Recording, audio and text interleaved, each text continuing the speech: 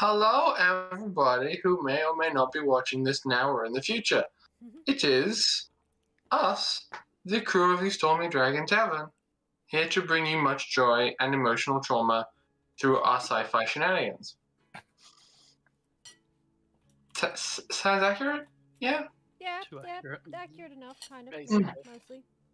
We are down one Nick temporarily, but he shall be joining us shortly because, you know, life happens and sometimes people have a hard time getting from place to place. And my nose is itchy. Okay, so I'm weird enough entirely spaced out right now. I was very much like out of it just before, not really paying brain attention. But it's okay, because we're fine. Everything's fine. Here, I hear you. Get in the zone. This is the Beloved Molotov campaign. We are playing it with the Stars Without Number role-playing game system, and I need to tell everybody what happened last time we played, right? Oh yeah, we need a recap, Rory, because I don't remember what happened. You don't? I don't, you know? Well then I'll let you know right now. The Yakootahs bombed the Zaza. What? No way! When did that happen?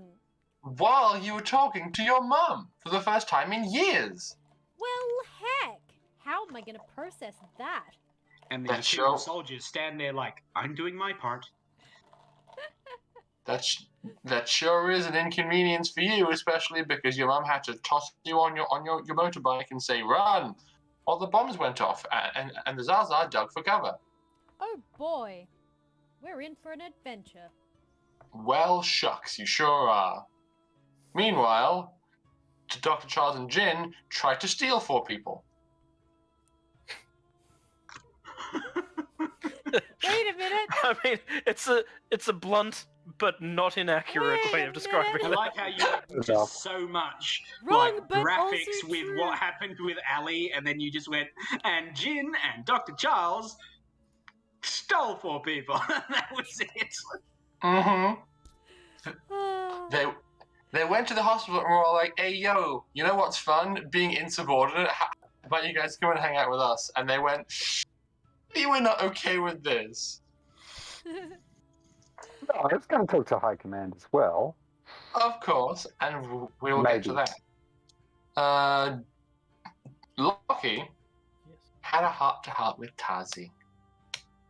And the two of them finally made amends. It was very wholesome. And a bit of a tearjerker for Lockie. Nobody makes Lockie feel his own feelings. Speaking of feeling feelings, Dimitri went and had a family dinner. And it was just as unpleasant as I was expecting it to be. So good job, me.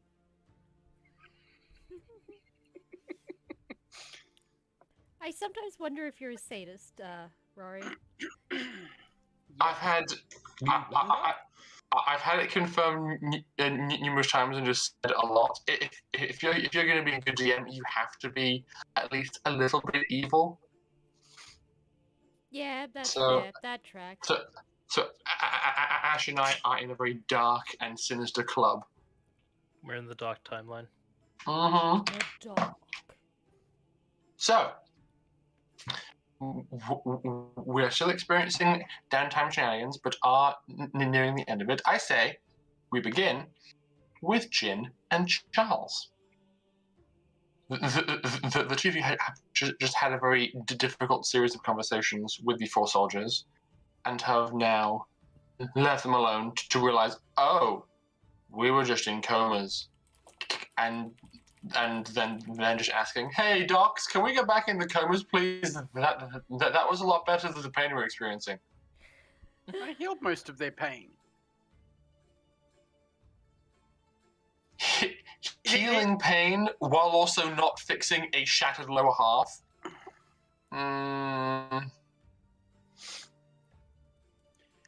I would have fixed enough that it would be comfortable. Okay, so you fixed the nerve endings. Basically. I'm getting progressively better with it. Fair enough. So, after this conversation... Remember, I have the ability to fix birth defects. Mm-hmm. Just kind of terrifying. Science. Space magic. It's not science. Space magic. It's an insult on Loki's existence. Mm-hmm. So, Love it. after leaving the hospital and taking some time for yourself, what are you two going to do about this whole situation? Well, I was going to head on to meet the council. Okay. And Charles? If we're going to meet the council, we should have everybody. I Because suppose they'll so. want- So I guess want that's what's answers. happening. We're waiting for everyone else. Charles would probably go looking for any other medical supplies that he can get while on planet. Is the intent for you to use these supplies to make custom drugs? Possibly. Okay. Well, Whatever I can find, and what do you call it? Medical. It's those things, the components, medical components, so I can make drugs in my pre-tech fabricator. okay. I'm running low, very Well, low. So is Harbona, unfortunately.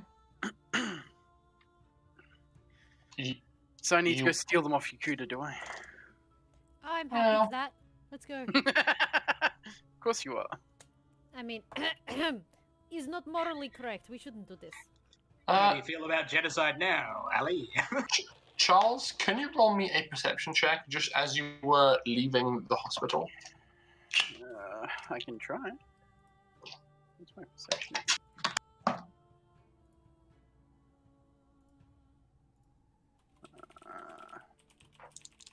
It's not too bad. Yeah, no. No? Rolled no. 2 1s, so I don't see shit. buddy. I have a Never- perception of 2. Well then, never mind. He's still The- hungover. So you fail to overhear anything potentially pertinent. But you were just in a hospital, and it's possible for you to perhaps, I don't know, talk to someone and be like, hey, where do you guys get your medical supplies? I will probably ask to see what they have. And basically be like, if they have something that might match up with what I'm trying to do with the regalia, I might ask to purchase said thing, and I will bring some back. If I can get some medical components, I will bring some back after I produce more on the Milan. Okay, so your goal is to try and find somebody in charge with your doctor savvy and general understanding of what the hell's going on. It's easy enough to. Oh, we have a Nick. Hello. Hey, Nick. It is quite straightforward for you to find a nurse and just be all like, "Excuse me, nurse, can I talk to the head doctor on call at the moment?" And then have them come and have a chat with you. I am rolling for their name. For anyone who's following along on the bingo board. I think I'll go down.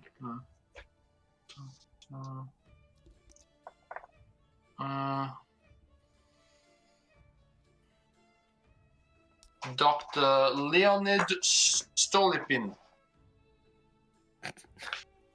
Leonid Stolipin? Stolipin? I'm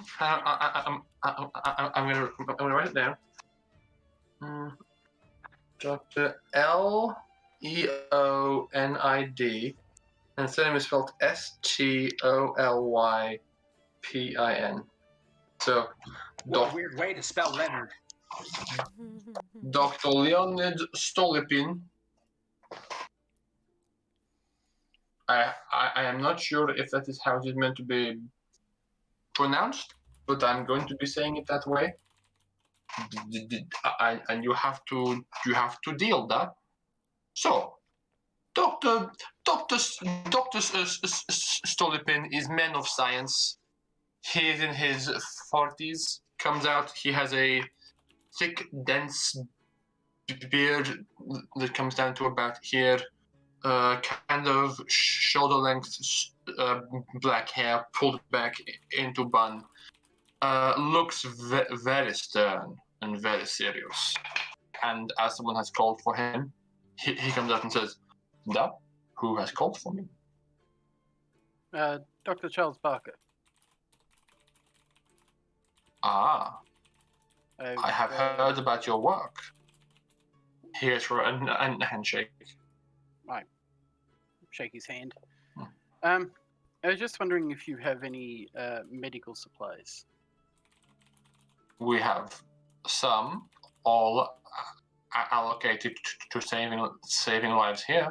What did you have in mind? I need a drug that would reduce the effects of withdrawal. I mean, I can do that. Jin just took it. Just pops out of the ground. Oh, Jin, how is it that I did not see you there? Sorry, I've been following this one, just keeping to myself. I'm sort of stuck in my own head at the moment. That is okay. Next time, don't hide directly behind the vending machine, da? Look, honestly, I was going to bust out that jig in the back that turns the screws, but whatever.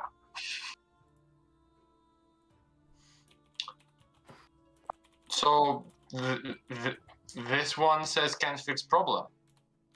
Yeah. I see solution. I mean, all it takes is about, 20 minutes of surgery, some neural dampeners put in. I mean, you'll never feel emotions again, but it'll work. Oh, well, that's rather boring. I don't need implants. Mm, I just there. need something to reduce the effects of withdrawal. Right.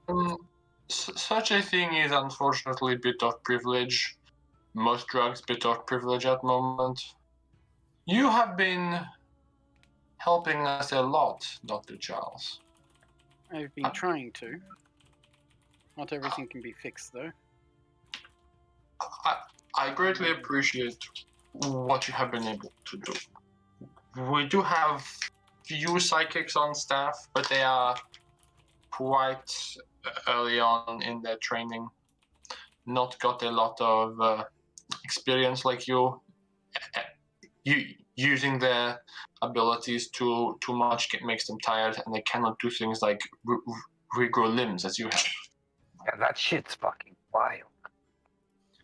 That's something that needed to develop, unfortunately, during my travels.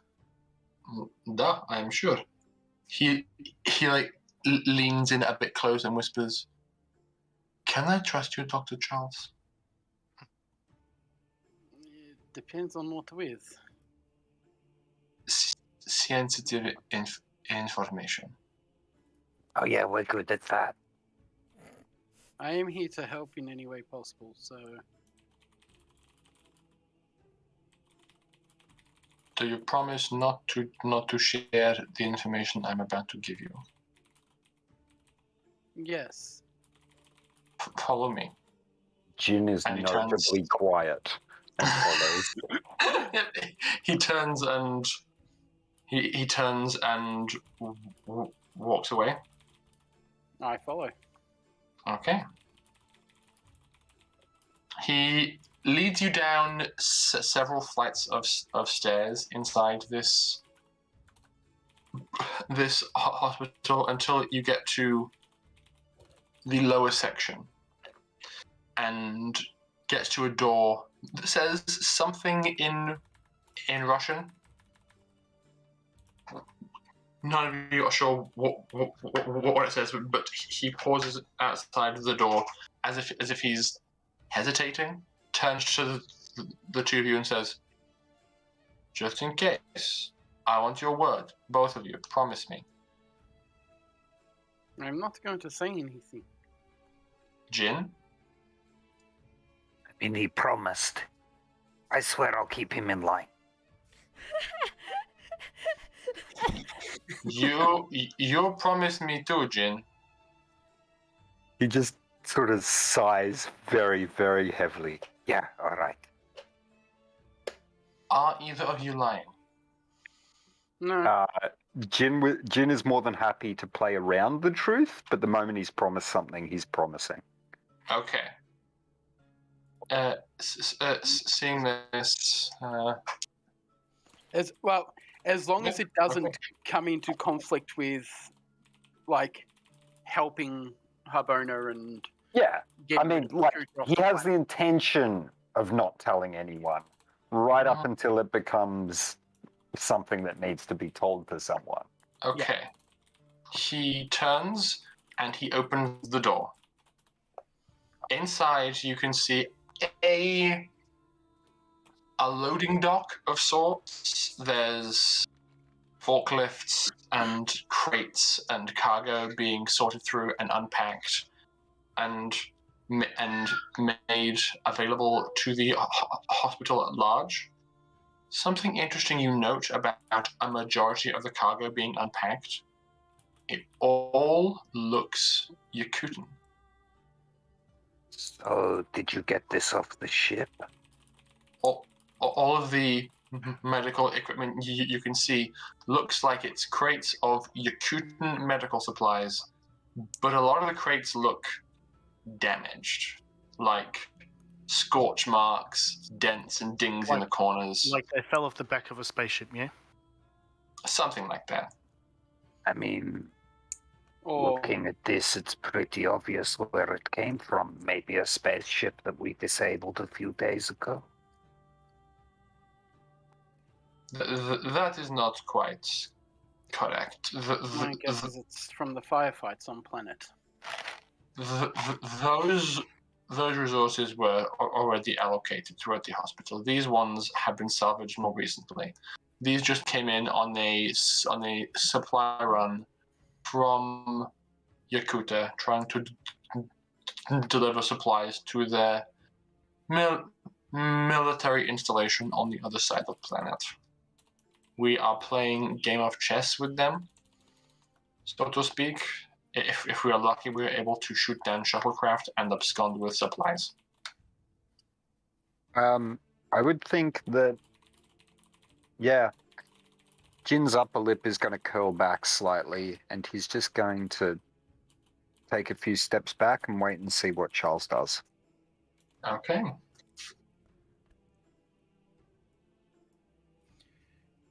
So basically, you're stealing them from Yakootah on planet, or as they're coming into planet. Duh. It is, how do you say, old-fashioned siege tactics. We are doing our best to interrupt supply runs and try to starve them out, but having limited success. It's not surprising. They have a lot more resources than you do, so Duh. they can afford these losses. But we cannot, unfortunately. Charles, I'm sorry, but we cannot spare any of what we have. The situation is just that dire at the moment. Is there anything involved that isn't medical equipment? Well, what do you mean? You blew up resource shuttles. They don't just carry medical supplies, they carry weapons. Duh. And the weapons have been allocated elsewhere. Fair enough.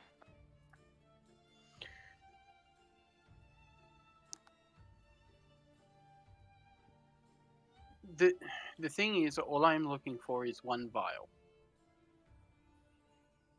I need no more than that. And if you need more of a certain drug, if you have medical components and a sample of said drug, I can probably get you more. You'll just take Oh, it exactly. from a ship. How are you able to promise this? Because I'm from Elfdus, and we have ways of doing things that you do not. So you say we give you raw components and request. You give us you give us product. For the most part, it can take some time depending on the request, but Well, sadly, a lot of what we get is not raw component. It's all already drug, ready to go. that is unfortunate. Maybe Yeah. after this is all done, we can discuss it further. If you wish to go to Yakootah and kick ass, I'm sure those assholes have ample supplies of drugs you can steal. But for now, we are getting by. We've already been to Yakootah, and it was dangerous enough as it was. I don't plan on returning. Is that all drugs or any chemical? Sorry? What No, chemical I'm are you talking looking to Charles. Is that just drugs or is it any chemical? for? If you have the raw components to change into a chemical, I can change it into a chemical.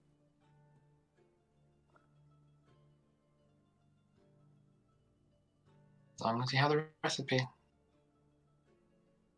I just need the full breakdown of what it is. Well, for one, my blood. I figure if I get wounded, there's not exactly anyone who can give me a blood transfusion at the moment, is there? I'm not sure that would work. I'd have to try it first. I've never tried it before. It could work, but yes, I'm not. You can tell he's being somewhat evasive. He knows that won't work, and he's not talking about that. Yeah, because blood's alive. Yeah, whatever. We moving on then anyway. It doesn't look like they've got the stuff unless I stare really, really heavily. unless you know someone stole something that was, stolen already. I have no qualms about the fact that we are stealing from our enemies to survive. This war has gone on long enough, and all immediately accessible raw materials have been tapped or are being tapped. Just shrug. For God's sakes, we have stalks of aloe vera growing on the side of the burn unit, okay? That, Duh? Sorry, I don't get what you mean. They are so low on supplies, they're just growing aloe vera as a topical treatment for burns. Yeah. No, I get depending on what happens over the next couple of days, I'll try and make my way to the burn unit at some point. But yes, you guys are running low. My request can wait. It's not a major issue. Okay. I trust two of you will keep this information to yourself, he says as he kind of begins to walk and kind of gesture for you also to get out of this room. I turn around and start to leave, and if during our next, I have no idea what we're doing, but if we find any more medical supplies, I'll make sure to bring them back. It would be incredibly helpful, thank you. And I, walk out, and I just sort of look behind me to make sure Jin's following. Yeah, no, I'm following pretty close heel. I don't want to be there. Okay. You head out. Unfortunately, I have to go and pee, so I'll be right back. Right, then I'll just shit talk with Charles. Fair enough, I guess. I get it, but like, what about all the Yakootan soldiers who are left in pain and maimed now? Fuck them, huh?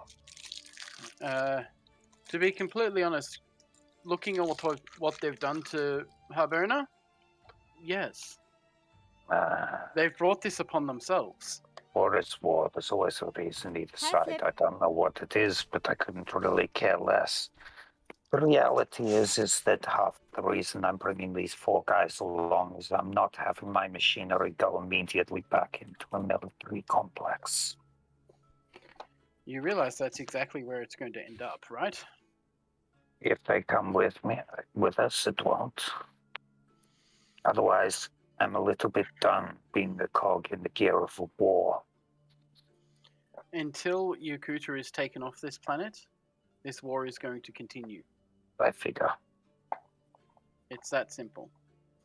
And if we can help remove Yakootah from this planet and finish the war that much sooner, all the better. Really? The thing is, now they know that they are weak, especially here. They have no support. Which means the front is going to change. It won't be a war on Harbona anymore. It'll be a war on Yakootah. Give it time. This happens a lot. Yes, well, this is not something that I'm very used to. Don't get me wrong, people have tried to invade Elfdus a few times, but we don't normally have to worry. I figure it is better to just not indulge the cycle. Well, the thing is, had Yakootah come looking for help rather than attacking its nearest neighbor, I'm aware. had an issue, Where it's too Elfdus late. probably could have helped fix it before it became an issue. Really? I'm not aware of what the issue is yet, so I'm just No. gonna raise an eyebrow and go, Fix what? Wait. Yakootah's wasn't power there a rule problem. when we explained it to the council? Actually, yes. Well, wait, were you? No, because No. me and Lockie went to hang the on. room Yes, afterwards. no, logic dictates that I must have, because at Wait, some no. I was filled in by Charles earlier at my place because that's, yeah. Sorry, you're right. I am aware. I feel like I'll just a shrug series and of move on. events did lead to him actually knowing. Yeah. I am aware. So yes, I just if it, don't have to approve of it. no, but it is currently the unfortunate truth of the matter. They decided that their best option was to try and commit genocide. Actually, Makes my thought of feeling sorry for them not high on my agenda. All's fair and nothing more. Well, I'm wanting one or two things before I get off this planet, and I'm wondering if I... Yeah, probably not. Never mind. Hey, you guys have traveled a lot, haven't you? Now, between Yakootah and here, yes, we've stopped off at a few places. Not just there. Is there anywhere else that you might have had rumors of old technology?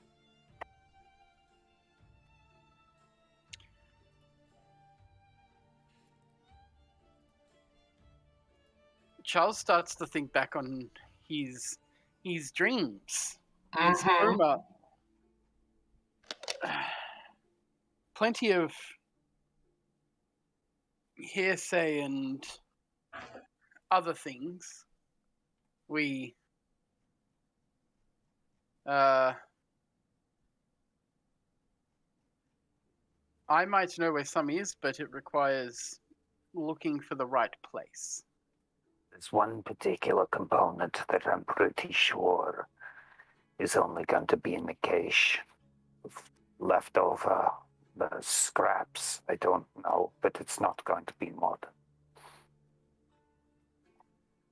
It could make my life a bit easier, but Well, since you're from so long ago, do you know where any of the old pretext stargates are? Oh shit, Rory, would I? You, your existence predates. So your memories prior to very recently were of a time before humanity had made it to the stars in the first place. Right. Charles, are they human construction? Yes. I'm I pretty believe so. sure when my people were alive, you guys were still apes. Not quite that bad, but Yeah, but Well, if I can find one of them, you'll have quite a few components. Well, whatever hasn't been decayed from exposure to vacuum, but there's pre-tech and there's pre-tech. Some of it is human, and it works, but it's kind of like not quite the same. the only other person to ask would be, what's the mantis guy name? What was his name? Did I write it down? the guy in the orb or the actual person? Ola. Polar is the species designation. Oh, is it? Yes. Mhm. The Holar you spoke to physically just asked to be called Mantis. Because So you think to him? exactly. It was all like, I'm reading your mind. The nearest creature to me of your understanding is a mantis, so just call me Mantis. Right. The closest thing that I can think of that might get you what you want is a visit back to the planet with the Holar on it. That's an idea. Hey, actually, there's an alien ship in play. An alien ship that has been mutating people. Yeah, but like, it's supposedly kept in warp at the moment. If I was to tinker with the device, I could probably cause it to, I don't know, fail and send the ship somewhere else, maybe 6 planet radiuses away. It'd be risky and it would inevitably tear the ship to shreds, but it wouldn't be in Yakootah anymore. I mean, I think I could. I have no actual idea. Until I have a proper look at it and figure out how their spike drive and stuff works. Is that what we're doing next then? Well, it depends on if everyone agrees to go back to Yakootah with our ship and basically give them the ultimatum of let us fix this, or we'll let Lockie do what he does. I mean, rather than fixing it, I would like it to probably partially fail. There's no reason it can't just spit fucking shrapnel a few thousand kilometers away. Or That's 100 of thousands. that's up to other people, depending on whether or not they let us look at the ship in the first place. But doubt it. You've got to remember, we did, attack and then kidnap their, major science officer. At that, I'm actually going to raise an eyebrow and get sort of confused for a second and just said, I thought you said everything was fair game.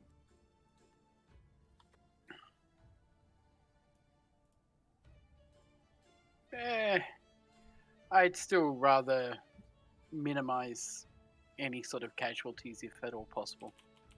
No, I mean, what? They'd be mad. I have no idea. The Nah. problem is we don't know where the ship is. We have a small understanding of where it might be because we know where all the power was going. But other than that, we don't know where the actual ship itself is. And without that information, we can't get inside to have a look. So we're going to need the cooperation of the Yakootah government. Or at least their science division.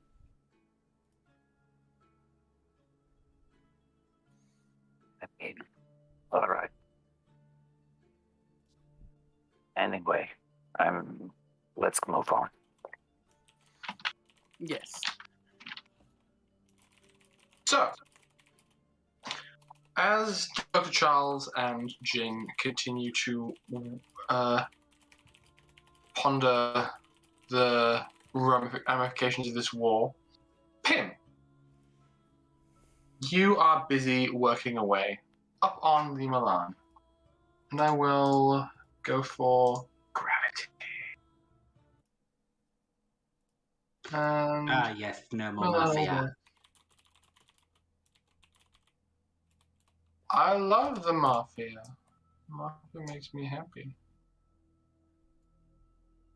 So, Pim is working away back on the Milan, furiously trying to get nanobots under control. Not too much time has passed since you made it back up here from Harbona and have begun tinkering when the ship receives a hail. Hello. Hello, this is... wait. This is Harbonan CTO Dima Demidov. Okay. And I am Pim. Hello, Pim. I am officially requesting the combat records of the crew of the gloved Molotov. Can you comply?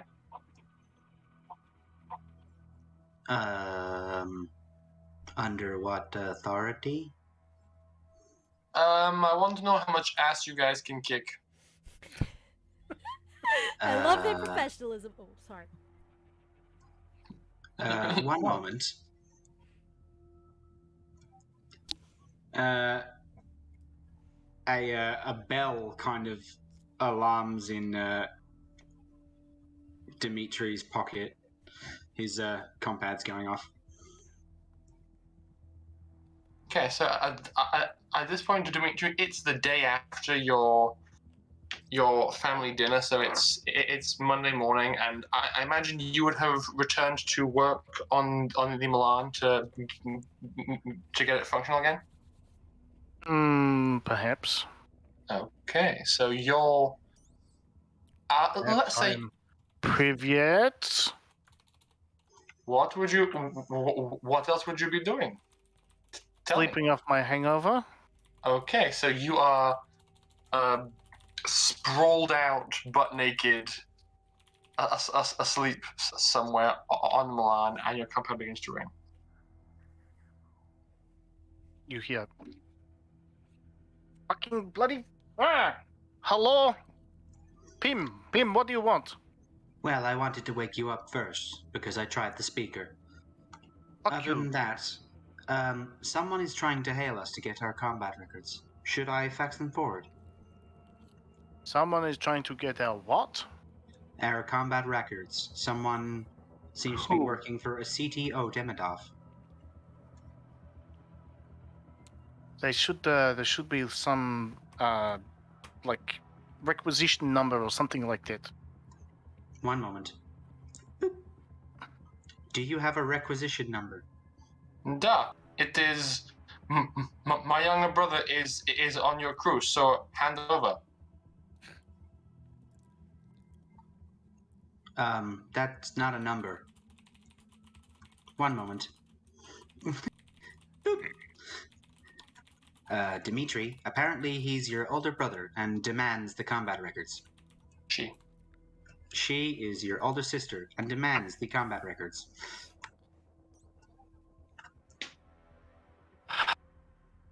What does she want him for?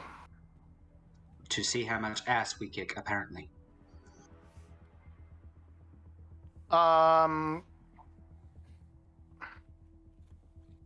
You know what? To make this transition go smoother, I'm gonna patch you through. Sure. Привет. Dimitri, I'm sorry. I apologize if I am waking you. Your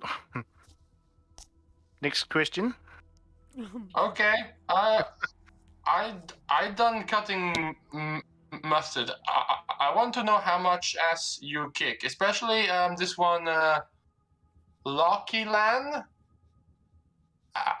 I say right? Locky Lan Cooper. Oof, bad handwriting. Just call him Locky. It is easier. Nah. Okay, Locky. He on our records as being banned from flight for blowing up side of mountain, and you mentioned him last night about being interested in our Geosmasher suits. I was having He's banned from flying, not because of him so much as the person he was with. Hair flip. My favorite is Dimitri's hair flip. I mean, Nick's. What? What? My hair flip. Yours is just a. I saw you messing with your hair and was like, oh, quick, do a hair flip. Make it worse. It is a hair flip. I'm trying to let it dry so that it dries before I have to go to bed. I'm trying to like Right. air it out. So it sounds like he bad at flying, but probably better at doing the shoot and boot. So I figure maybe I check his combat record, but asking for like just his combat records felt weird. So I thought I would just ask for all of them, you know.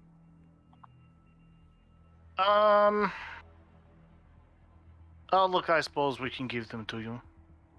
Oh, But I'll see what I can find. Like, I don't think all of it is recorded. okay. You have anecdotal evidence or first-hand accounts? Well, duh, of course we have first-hand accounts. We did it. Okay, can you tell me like the top 3 most badass things he ever done? Well, this classified part of stomping Yakootah. No? Charles blew up a space station. Noted.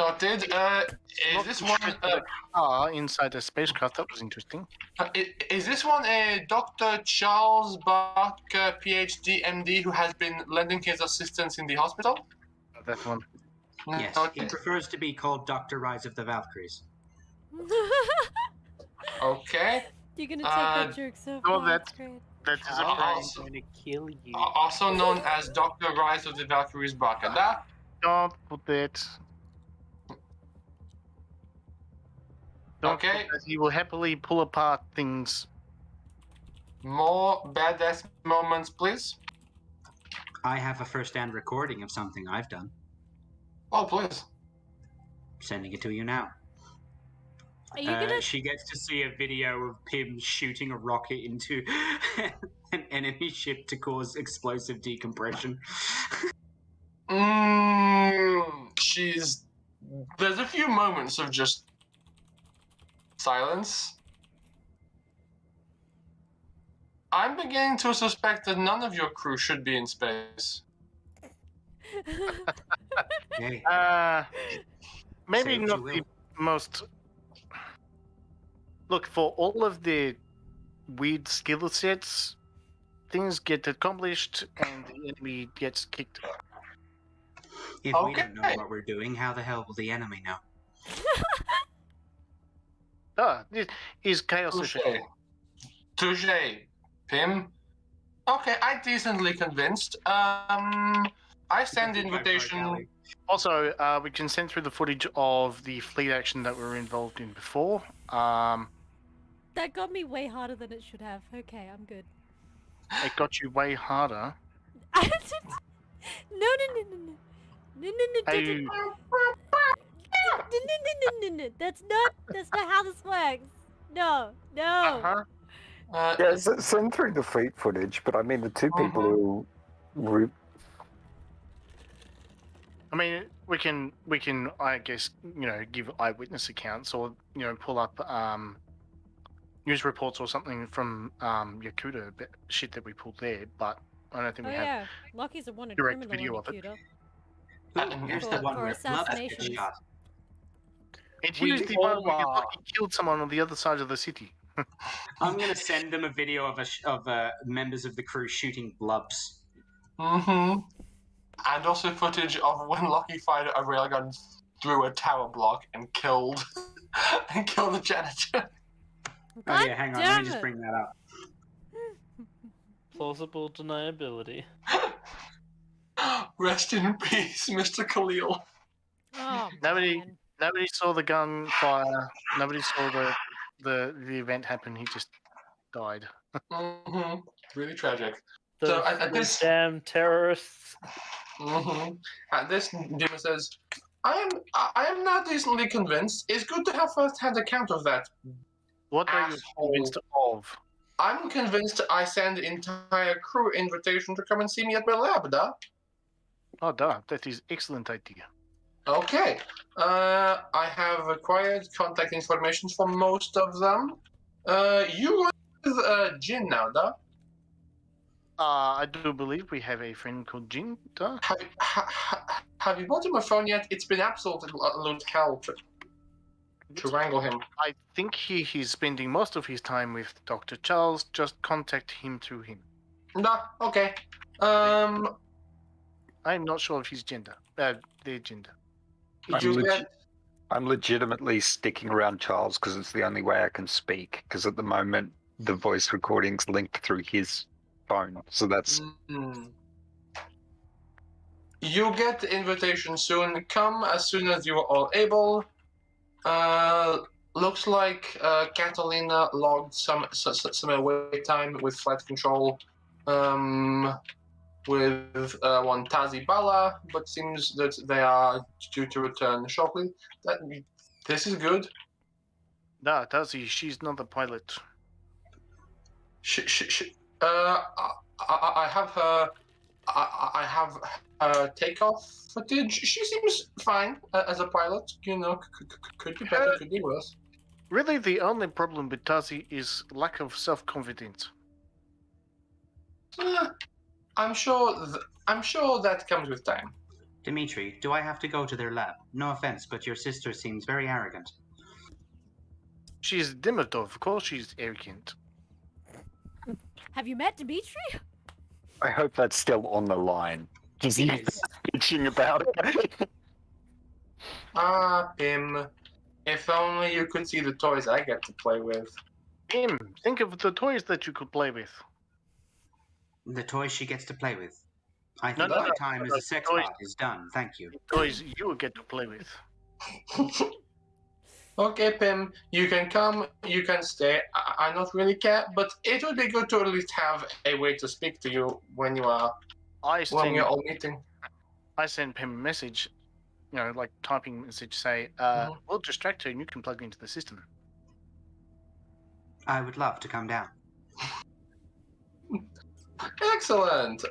Sending everybody an invitation now. So She sends that through us to everyone else, yeah? Or from her to everyone else? you've all, to certain degrees, been using the comms network that is running on Harbona, so she knows all of your numbers. Okay. There's not so many people that she can't be I tracking. wanted to send a photo of the macaroni. I wanted to send a photo of the macaroni landscape to Lockie through piggybacking on the message that Dimitri's sister just sent, just to further confuse Lockie. I mean, you can reply to the message if you want to. She didn't get a BCC. Tisk. No. Yeah. So. Damn it. So Charles and Jin, you just walked out of the hospital and you get pings. Catalina, you are about half an hour away and have spent a portion and have spent a good few hours on the shuttlecraft returning with Tazi. Lucky, where would you have been at this point? Back on the ship. Okay. Starting repairs on the mechs.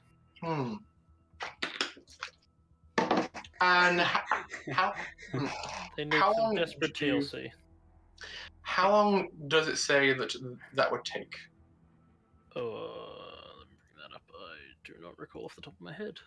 I think It's it was okay. another like 6 days. I feel like it was shorter than that, personally. I'm gonna get my physical book.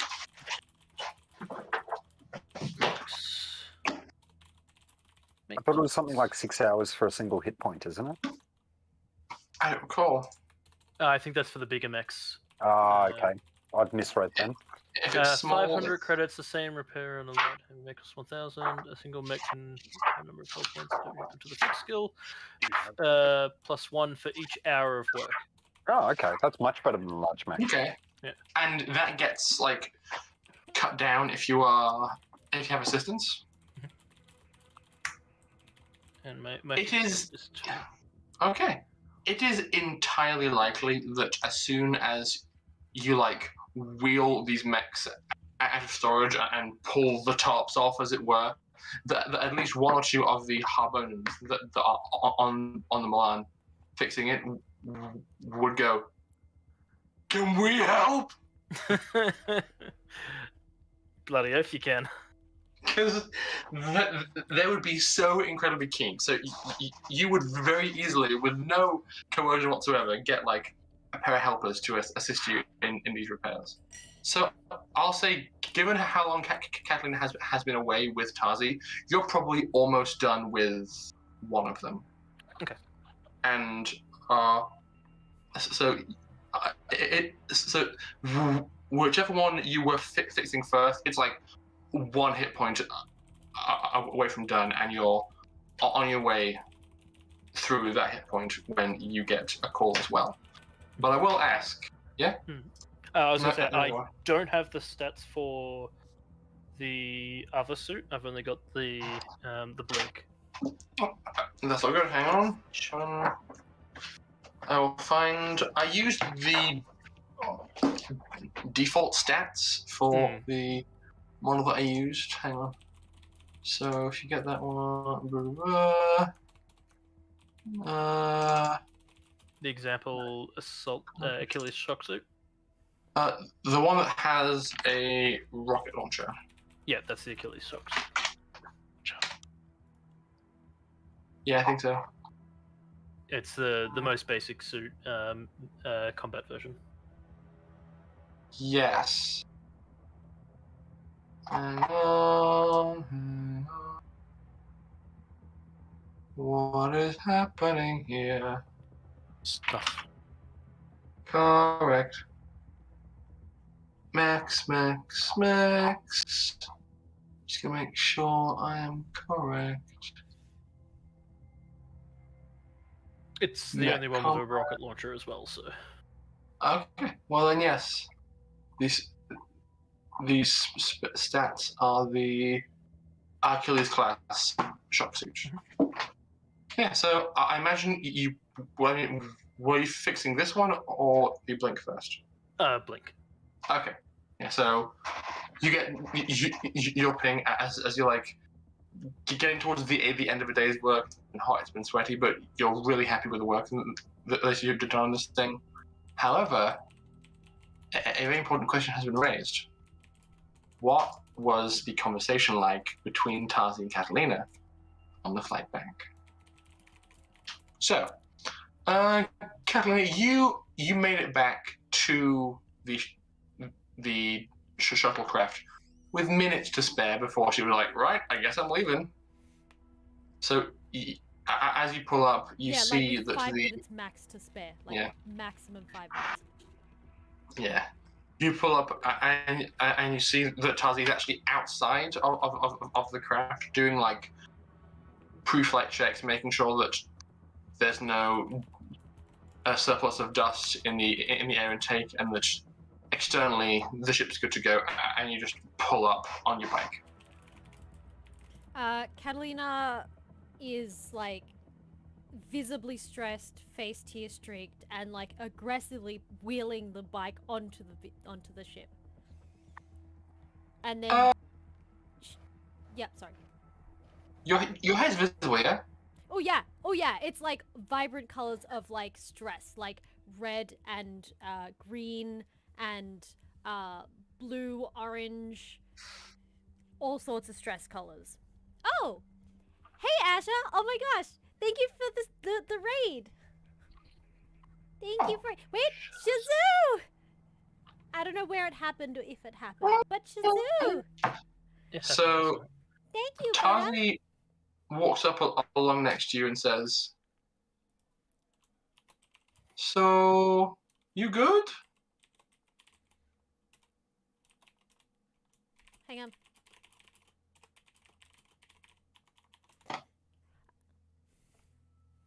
At first, she responds in Russian, and she doesn't like, she's that stressed that she forgets to speak English. And she just starts saying words at her, pacing, and then looks at her blank expression like, sorry? English, okay. No, I am not okay. Things are not okay. We need to get back so that we can come back as quickly as possible. I need to talk to everybody. Okay. You get on board. I was just outside doing the pre-flight checks. Get comfortable, and we're in for a flight. Right. She puts the bike down, straps down, whatever, mag locks it, whatever she needs to do to get it in position. She sits down for like a moment and then aggressively starts pacing. Oh, sure. That's not gonna make takeoff difficult. No. Fine. After a few minutes of Tazi fapping about, she gets inside, sits down in the cockpit, and just gets on the internal speaker and says, "Catalina, if you could please maybe sit down and strap in, just for like the entirety of the flight, that would be great." Боже мой. Да. Okay. She sits down, straps in, and then like fidget, bites her fingers the entire way. Like just stress, massive stress. About like 10 minutes in, you hear music coming over the internal speakers. It seems that Tazi has plugged a compad into the ship and is trying to calm you down with music. I feel like subconsciously it does help her relax just a little bit. Consciously though, she doesn't notice. She doesn't even register the music. She's that caught up in the cycles of her own head. And it's like you can visibly see just from her body language that her brain is spinning and spinning and spinning in circles. She is immensely stressed out right now. Okay.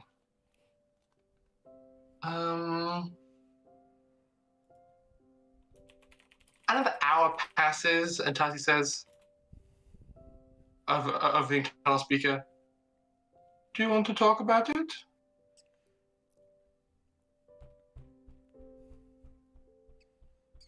Long pause. Really long pause. Almost to the point of awkward where Tazi probably starts regretting that she asked, almost thinking that Catalina wouldn't respond. And then she eventually responds, goes, maybe it would help. I'm here if you want to talk. Okay. So I don't know how much you know of my family situation, but I just went to see my mother, and well, she is, as I expected, to be perfectly honest. She did not survive very well from an accident. An explosion, I think, from memory. And she has become 90% machine, but not just machine. Like Zaza, native of this planet. They like... what you call an other planet. Like Bumblebee. You know what Bumblebee look like? But person. I've Duh. Is like... only maybe 10% still human. And this doesn't bother me too much. It's okay. But I got to see my mother. I'm happy, this is good. Great, except that they are under full attack from the Yakootans. The Zazar are being absolutely pummeled by Yakootan forces. And there were explosions and attacks as I talked with my mother. And she carried me out, put me on my bike and told me to go. I promised her I would go, but only because I knew I needed to get help. And if I didn't leave then, you would have left without me. That's true. Which is good. I would have been very angry with you if you did not. I'm glad that you made it back. I would have been very angry if I'd known that this was happening to you and I had left you behind. But I did not want to go.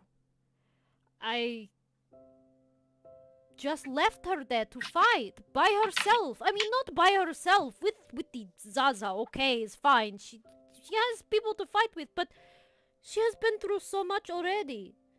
She is not a fighter. She is scientist, always has been, and now is like fighter. We need to do something. They just cannot leave. I mean, no, we have to leave. We have to go back to make things happen. But... and she just, like, sits back down in her chair completely deflated, like, just head in hands. Catalina, you and your mother sound very similar. In many ways. Probably. No, literally. You just said your mother was always meant to be a scientist, but then war came to your planet and she had to take up arms. Isn't that you? I guess that's true. I was training to be an engineer. I was going to be a ship monkey.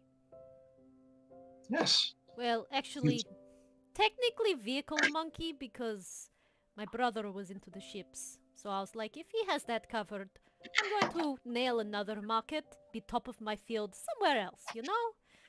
But, duh.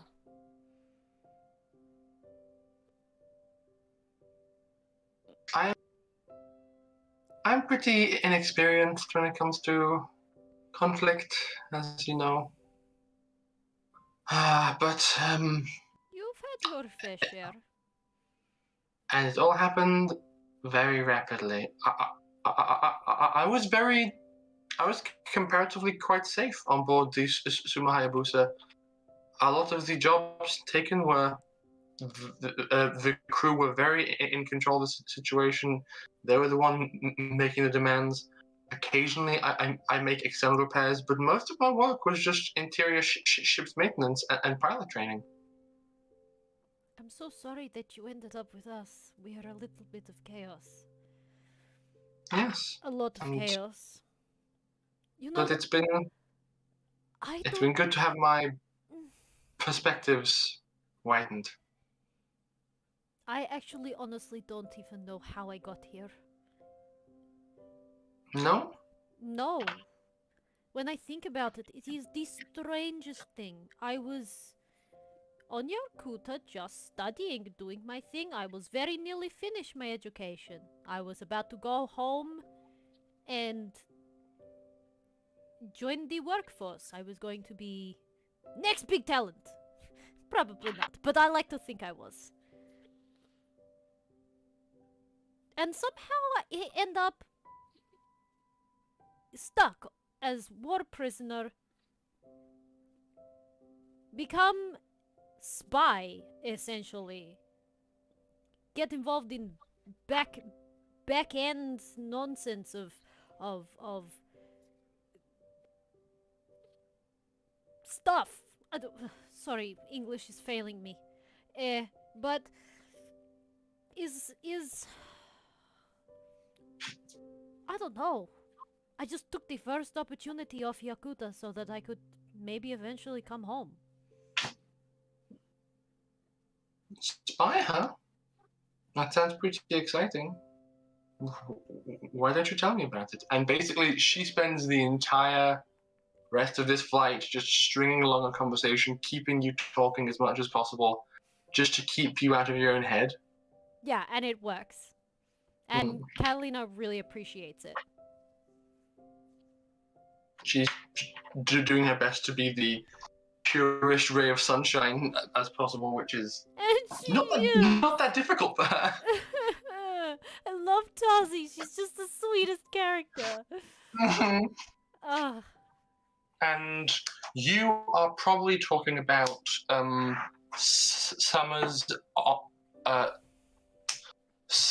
on the ocean moon of Harbona, when you're getting close to arriving arriving back at the home city when your compad dings too. Oh, what does it ding with?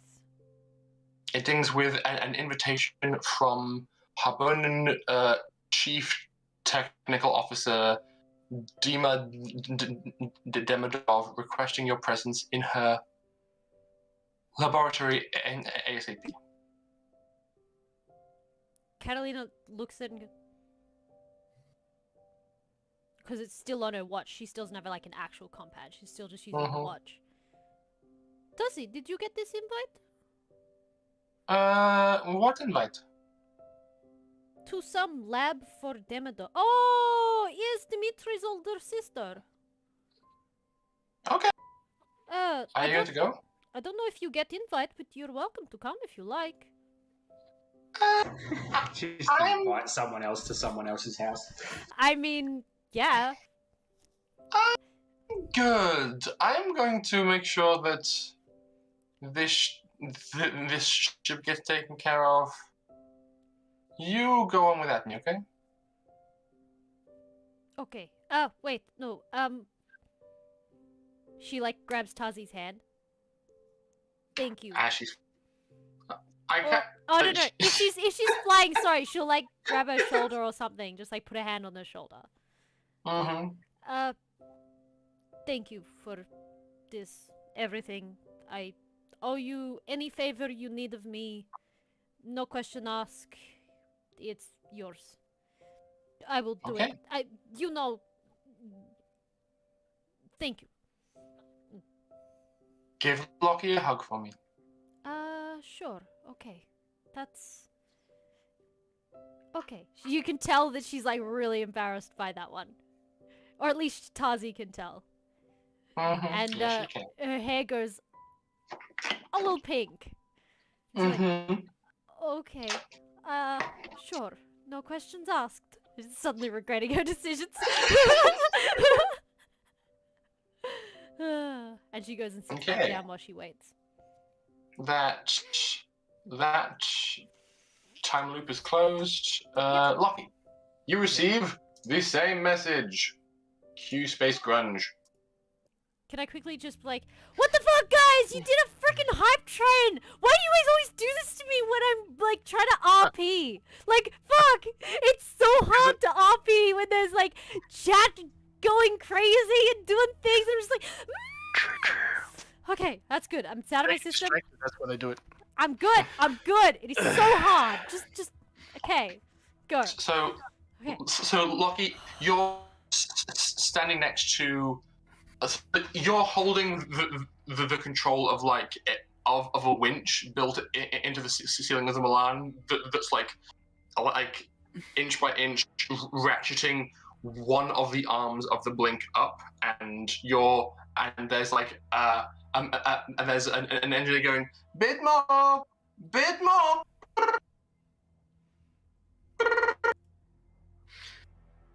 Wait, a call as well, or just the message? No, my apologies. Just a message. He'll just flip it out and bugger me. Stop the winch. Tools down, lads. I gotta go do a thing.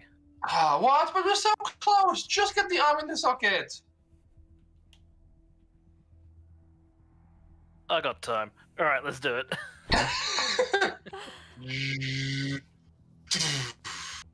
Yep. And they will say, "But we're so close." 5 more times, Muley. But we're so close. Just do the wiring. They convinced him. He's going to finish. Didn't take much. Mm-hmm. Okay. So he will be timely late. Mm-hmm. So, is it fair to say that the entire party shall be converging on this lab in some form? Yes, for me. Yes. Okay. Well, 2 of us are at least. I will take the silence from the rest as yes, because... Sorry, I didn't have my headset on. What's up? You're coming to the meeting. Meeting? Of Okay. Edna? Not Edna, what the fuck? Whatever her name is. Edina? No, Dima. We've dealt with Edna mode already. Mm-hmm. What form will you be arriving in to this meeting? Pim? Pardon? You broke out there for a second. What form shall you be taking when attending this meeting? Oh, I'd be travelling down with Lockie, wouldn't I? Mm-hmm. I also love the idea of just showing up randomly as female Pim. And Actually, giving you... that's a good point. Lockie is going to be late, so technically Pim will get there beforehand, because Lockie is going to spend more time on the mech before he arrives. Yeah, that's true. Perfect. I'll jump into female Pim, and I will take with me a couple of macaroni arts that I've made. You know. I'll go into Pim and just say, Hey, Pim. Peace offering? What kind of peace offering are you talking about? Macaroni arts. Who are they for? Oh, they're to fuck with Lockie. No, right. like, that's a perfectly acceptable explanation. I move on. Mm-hmm. Shit. Okay. Just you wait So- until I give him the mug. It'd be great. I'll say that I'll over the course, reprogram it to have macaroni. over the course of the next like 10-20 minutes after, I feel like Charles and Jin get there first because they're on planet. Dimitri was on the Milan, so he probably traveled in with Pim, and then Catalina landed and traveled in. So the 5 of you eventually converge at this lab. Oh, Catalina doesn't know. Nice. No, so Correct, she doesn't know. Chris, stop pinging the gun.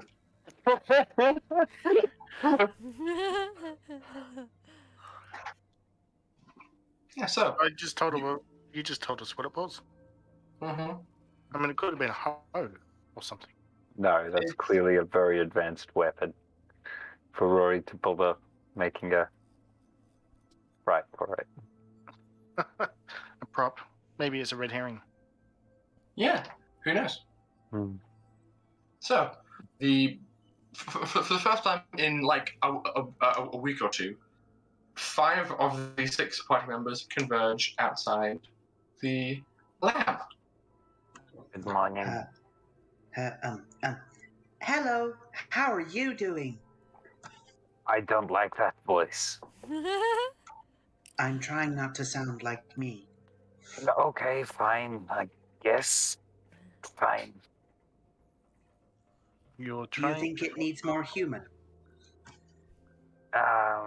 Not quite. So you need to drop the high pitched tone a little. Yeah, that's it. The high-pitched bit.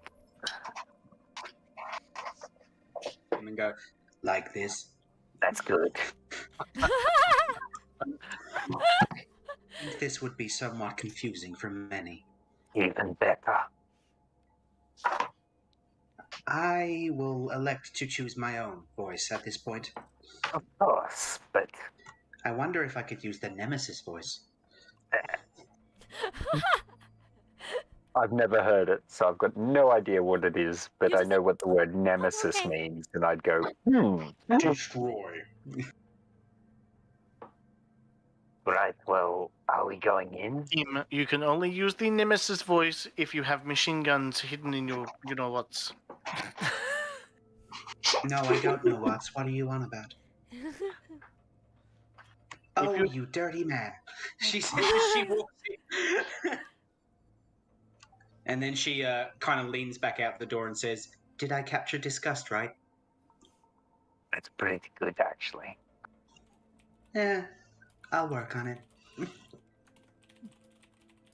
So, Kevin, you walk up to this conversation, and there is a very well put together young lady just happily chatting with your friends. Are there any like similarities between Pim? No. Completely new design. Okay. What about like things like outfit and stuff like that? Like, what are you wearing? Are you wearing completely new clothes? She's or- wearing a secretary outfit. Okay, she just Catalina doesn't think anything of it. Just walks up and's like, "Hey." Hi. Okay, she just assumes you're part of everything. She got an invitation to an unknown place. Like, whatever. Are we going in anyway? What? Sure, let's go. Where's Lockie? I'm gonna like start knocking on the door. As we're about to like as Pim walks up to the door, whoever's holding back, she's just gonna be like, "Who's this?" To whoever's at the back of the lot of people. I don't know who would be at the back. Charles? Yeah, probably me. The question is, would Charles go along with this joke, or would he ruin it like the buzzkill he is? if I'm in earshot, I'll just send you a picture of what my retina picks up.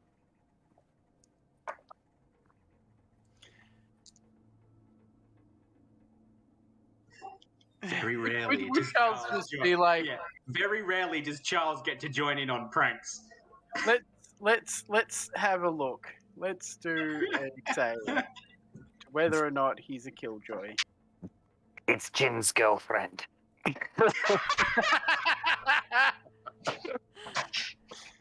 Her name is Lissandra. Okay, so Charles will look at Catalina and just go, thought she was with you.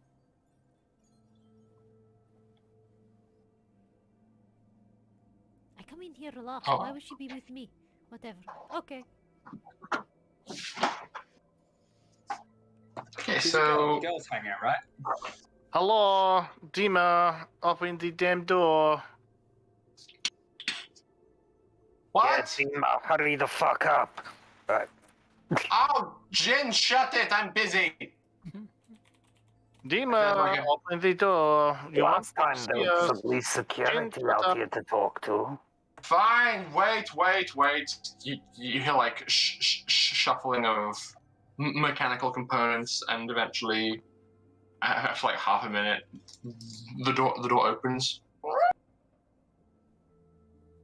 Yeah, the reason I'm interacting like that is I assume I would have met the chief technical officer at some point. Yes, you would. Everybody I will knows you alien. I will show you all a shot of Dima in a bit more detail. She's wearing sturdy boots with brown trousers and a nice, brightly coloured top and half kind of poncho, half hood sort of dealy to keep her warm while she's working. She has like a wrist-mounted compad and a bevy of tools on various belts at her hip. Emma, good to see you again. Tis to see you too, Jin. What are we building? Just let us in first instead of standing out here talking in the corridor like a bunch of widows. Okay, everybody, come on in. Wait, where is number 6? I assume he's on his way. It's after number 5. Okay, fine. Lucky Everybody playing with his mech toys or some shit, I would suspect. Interesting. I did not know that you had mechs. Yeah, we have 2. Pretty big. Okay, that is cool. Perhaps they can be of use.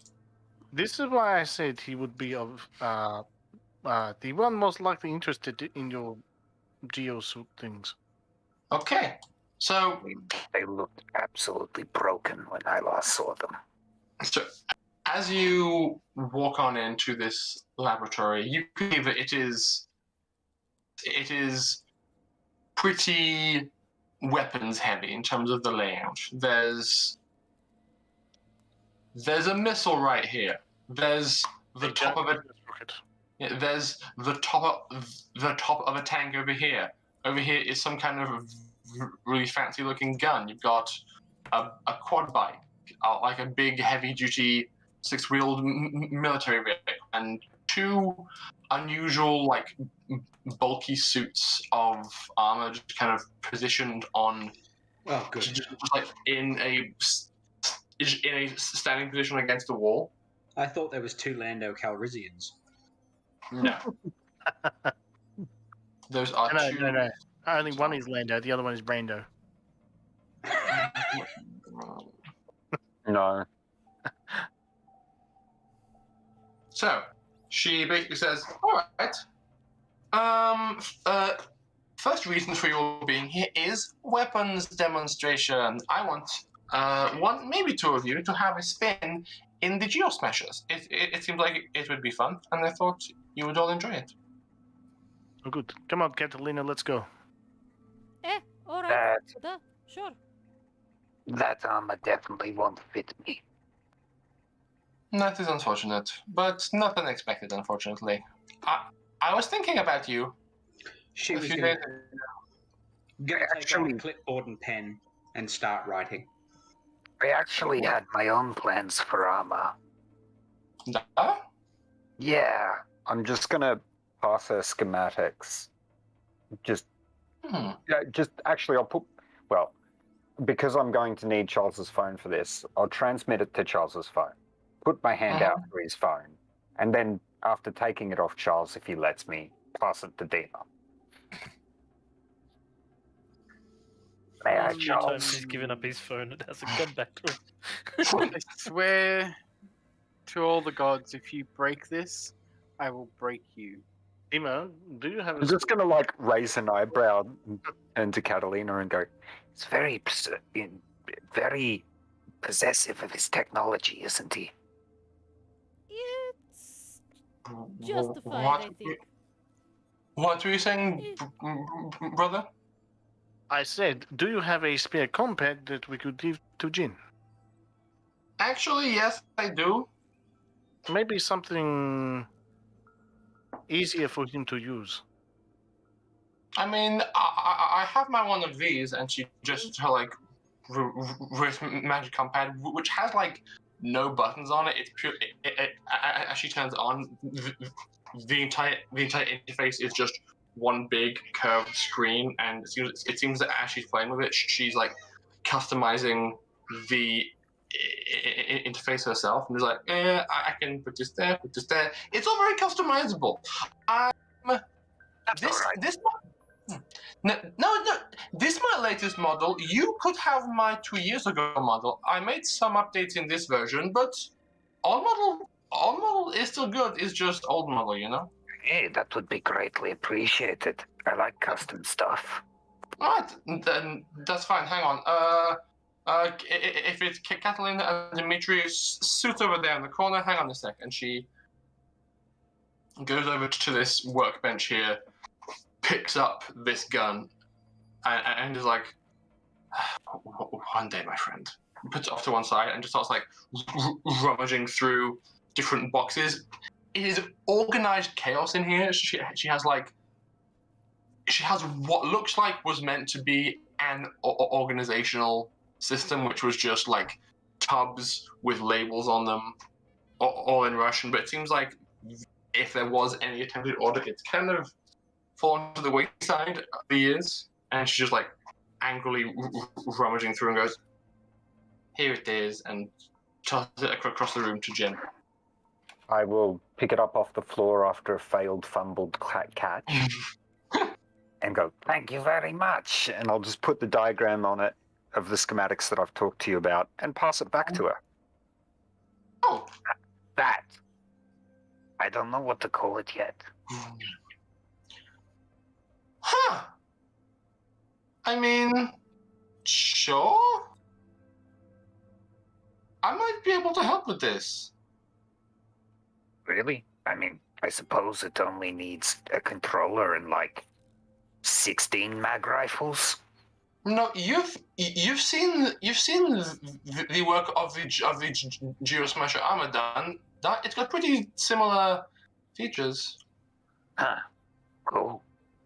Though the Geosmasher armor is proprietary, so you might not be fully okay to walk away with it. That's external. This is internal, so it's different, right? This is true.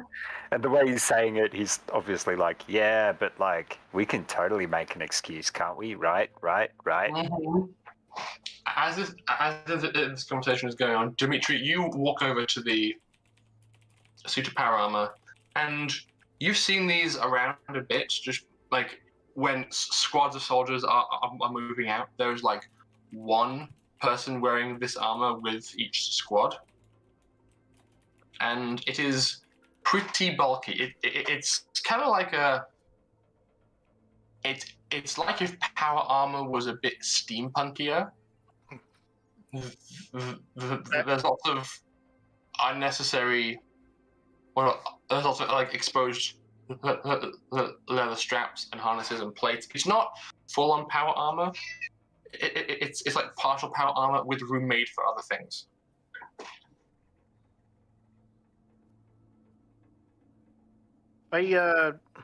Dimmer, this aesthetic is pretty good. I like it. Yeah, me too. When you were getting in, 100% practical in a combat environment, but it looks good. No, as soon as you turn it on, it's pretty practical. Look, I'll. Catalina, could you help him get into that thing? It's a bit awkward in the first time unless you have help. No, sure. And Catalina is gonna help Dimitri get in, and while she's there, go, we need to talk later if that's okay. Very quietly so that no one else can hear. Sure. I will fill you in later, but yeah, so your arm, you need to move it more that way so I can... Dimitri, and she grabs your arm and like moves it where she needs it to go to help you get into this thing. as the two of you are kind of handling this armor, you see that at certain places, like on the pauldrons and around the wrists and feet, there's very sophisticated looking electromagnetic field projectors, like really sophisticated.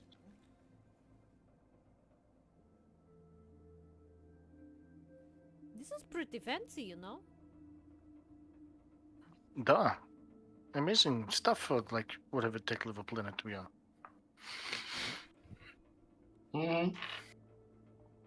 I am not sure who, like, dictates who who gets these weird grades of planet, but I think we do pretty good stuff here.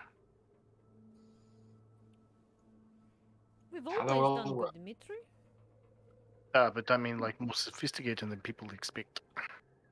That's true. What's his better way to? We make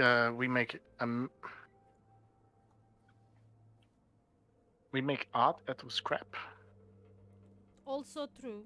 Oh, yeah. We are more creative than I think people think of normally. Charles, you're standing over by this missile, and while you haven't paid much attention to the Geosmasher armor, this missile is kind of open and exposed, and you too see very sophisticated electromagnetic field projectors kind of built into the sides of this missile. There's no like payload, no trigger, no explosives. It's just a big hefty power source and these projectors built into the missile.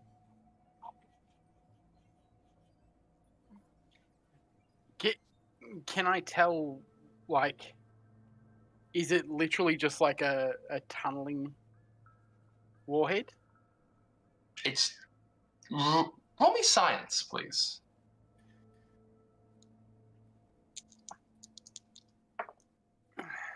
I can do. That's 10 with my +1. Okay. At a guess, you would speculate that this is a way of rapidly deploying cover. If you were to fire one of these missiles from a plane or from a stationary target, it could land wherever you want it to, and then basically project a field out in its surroundings. And based on the very unique nature of Harbonan soil, you could program this thing to basically make a wall or make a dome and just be be an obstacle, be a form of protection really, really rapidly. And because it's designed to just land on the surface, they are quite reusable. Interesting design. Can I, from what I'll do is I'll pull out my scanner and I'll scan it and I'll see if there's any way to make improvements. Okay.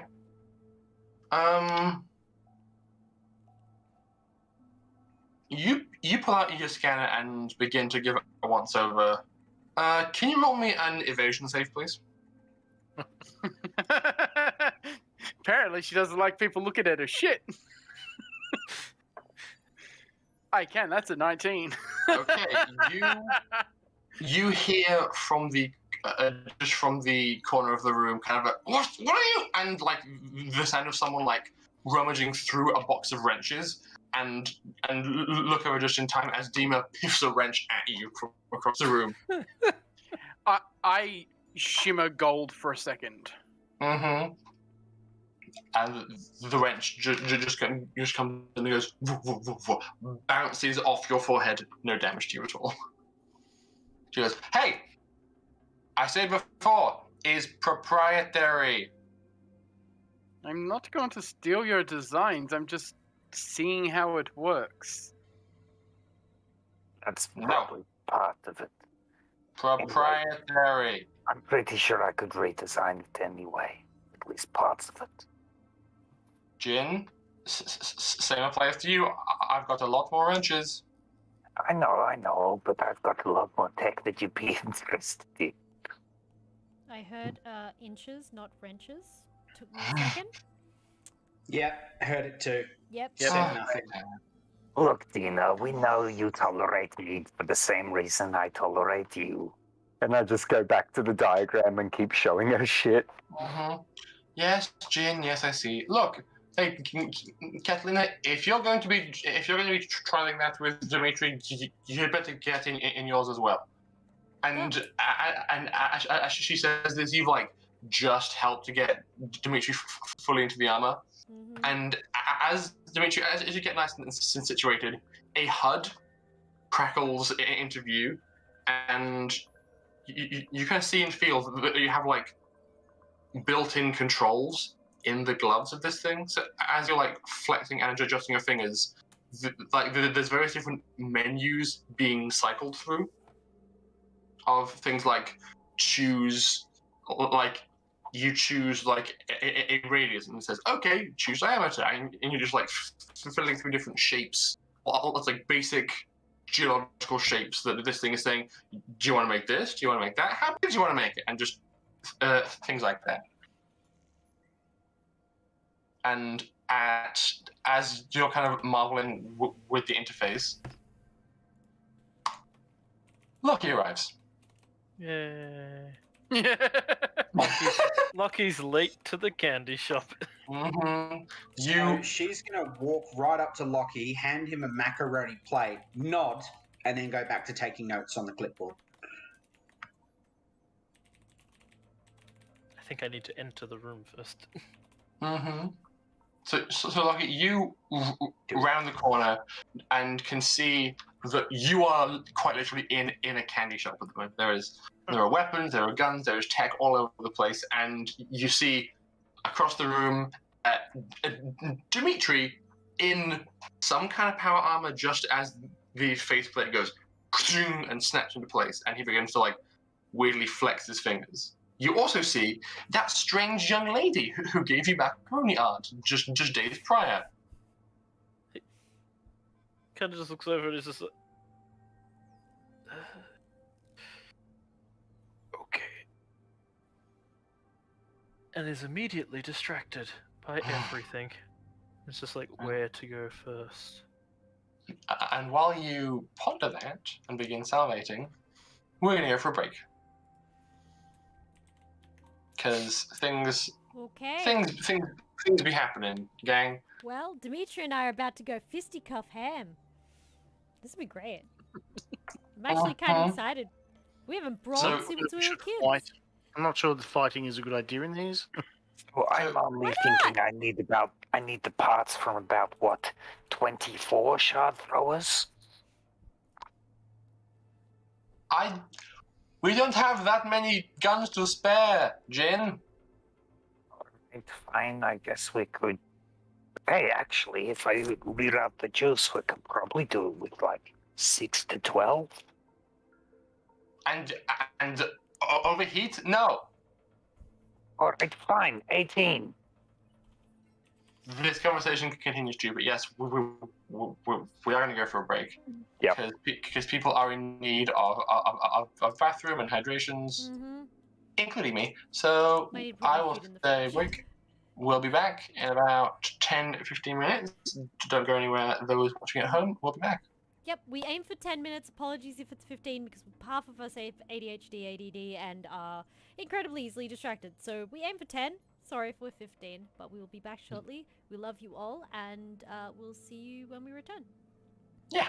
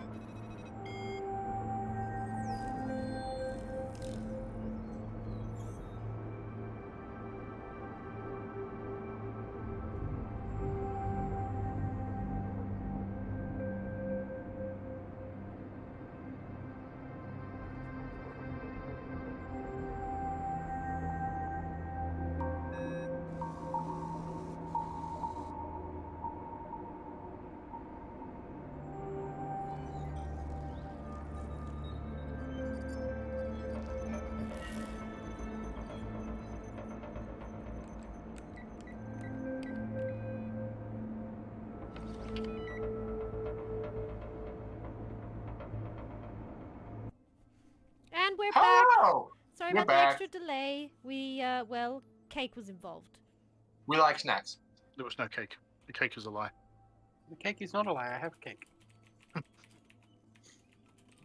It's rainbow cake. I'm really jealous of the cake. Anyway, Lucky, I'll give you a chance to catch up on this absolute Candyland you've walked into. What first catches your eye? I'm gonna roll dice. To decide. Let's see. We've got a bomb. We've got a gun. We've got tank parts. We've got mech suits.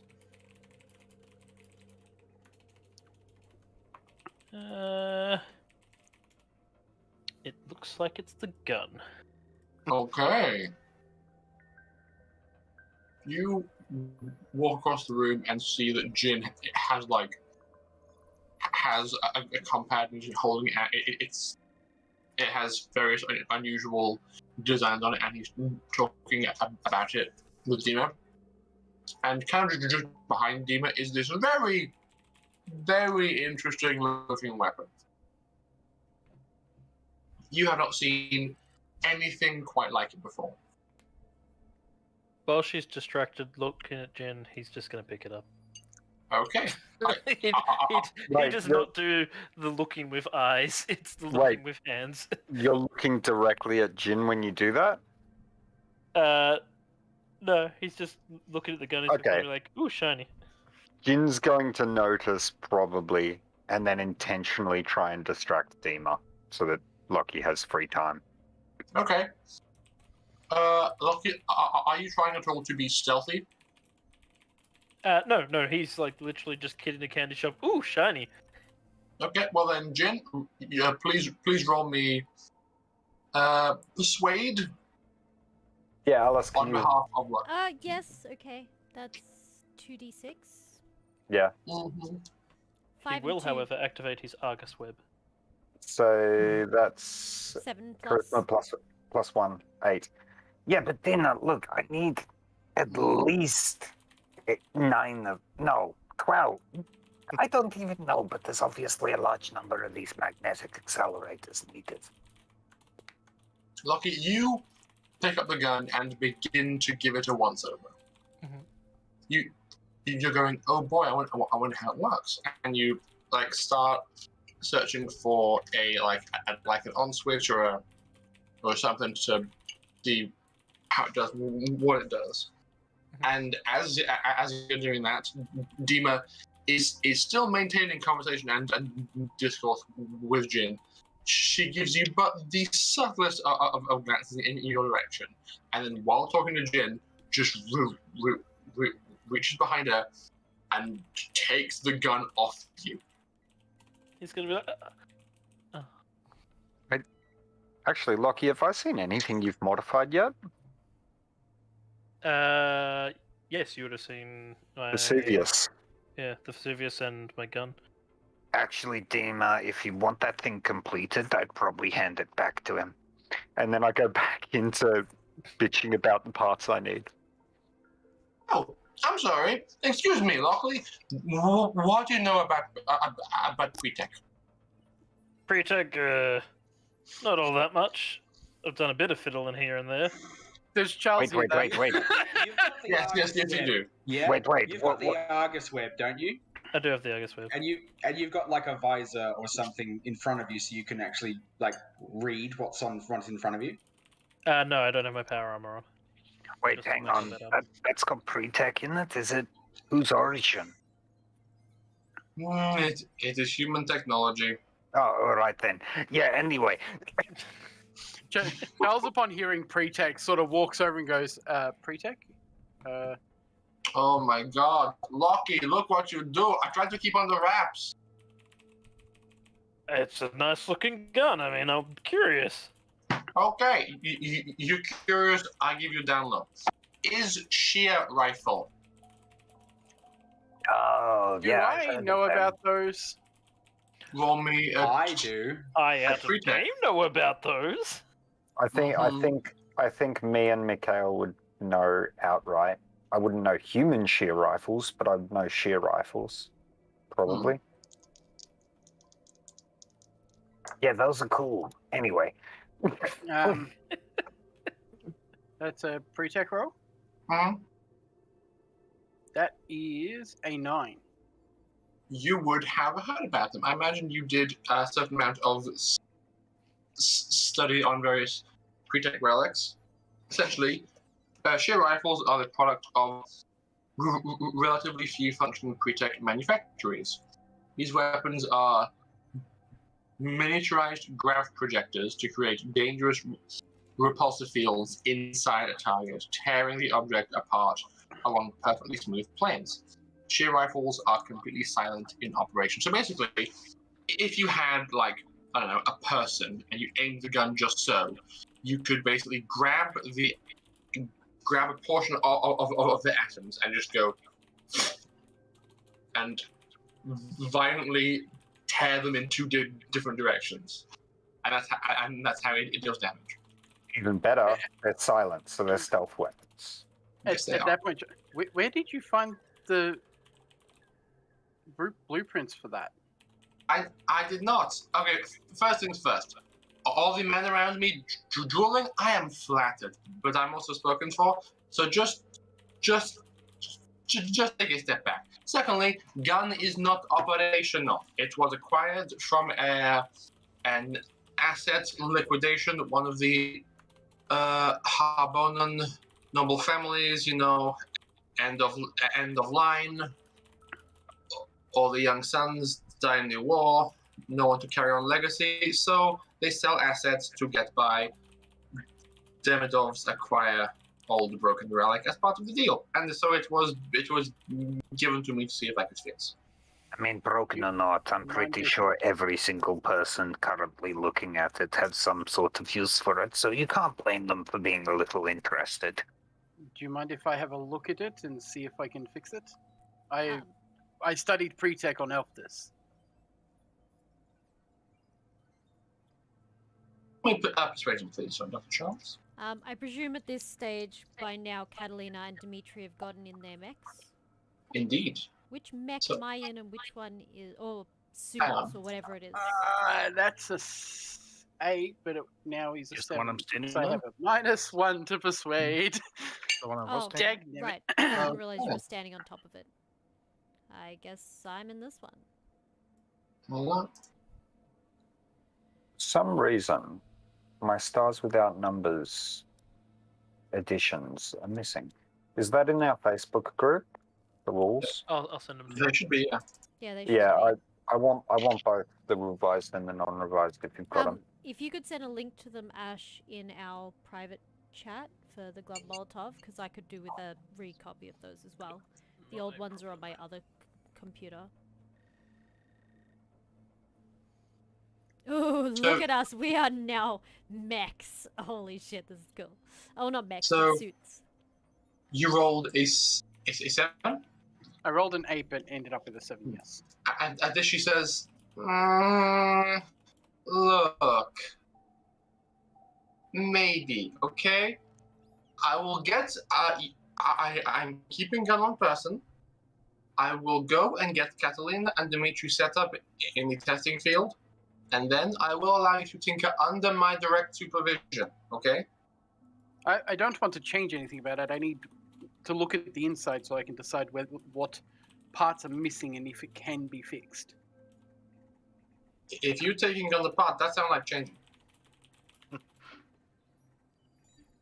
A little bit. Anyway, yes. See the insides. I'll come back to this. Lucky, you actually personally I think may enjoy this to a certain extent, so you walk with me. She carries the gun with her. If it's weapons related, I'm interested. Yeah, of course.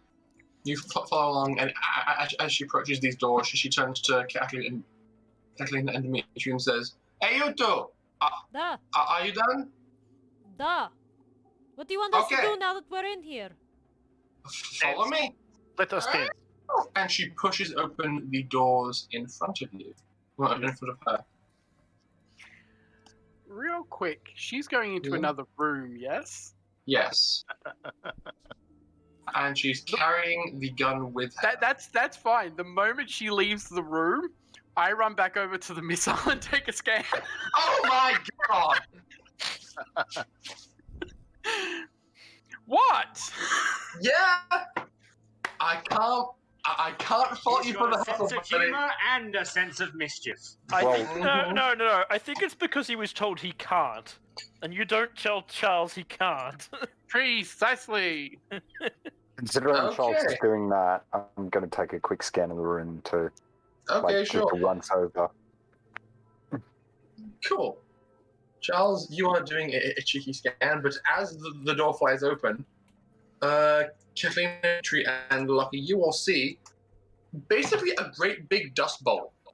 It's probably a hollowed-out cavern created underground, because that's where you are, and has probably had a large portion of surface soil shipped down here for use of testing. She encourages the two of you to basically stand on opposite sides and say, okay, have a play with suit. Let me see what you can do. Da? Lockie's gonna actually pause for a moment before stepping in. Mm-hmm. It reminds him a little bit too much of home. Oh. A dirt-filled cavern. Yeah, that A makes dome. sense. No, his entire home is basically just a big dirt rock. So yeah. Uh-huh. All right. So, what do these suits do? Okay, so who here has seen Avatar: The Last Airbender? Yo, Yeah. Yes, everyone here has seen it. Oh, thank God. You are wearing earthbending suits. Have fun. We're wearing what? Oh, earthbending suits. Have suits. fun. Okay. Mm-hmm. So we can go wiggle fingers and go wall. Okay. Roll me tech punch check, Dimitri. Catalina is gonna do the whole you know the fighter in the ring all right, cool. Yeah, how do I feel in this? All right, yep, cool. I can move. All right, let's see what we can do. And she's going to start seeing what she can shift. How it moves. You said a 7? No. Okay. You start to flex around and experiment with this, and you see that you do have the option to make a long vertical strip just go up. And as you go, okay, I choose wall. It then goes, okay, what size? So how tall and wide are you making this wall? 4 feet high and about 15 feet long. You know, whatever the 3 meters. Just do 2 meters high and 6 meters long. Okay. You basically program that in, and it gives you the Just Dance equivalent of a prompt to be okay, extend your arms and raise them up. Really good.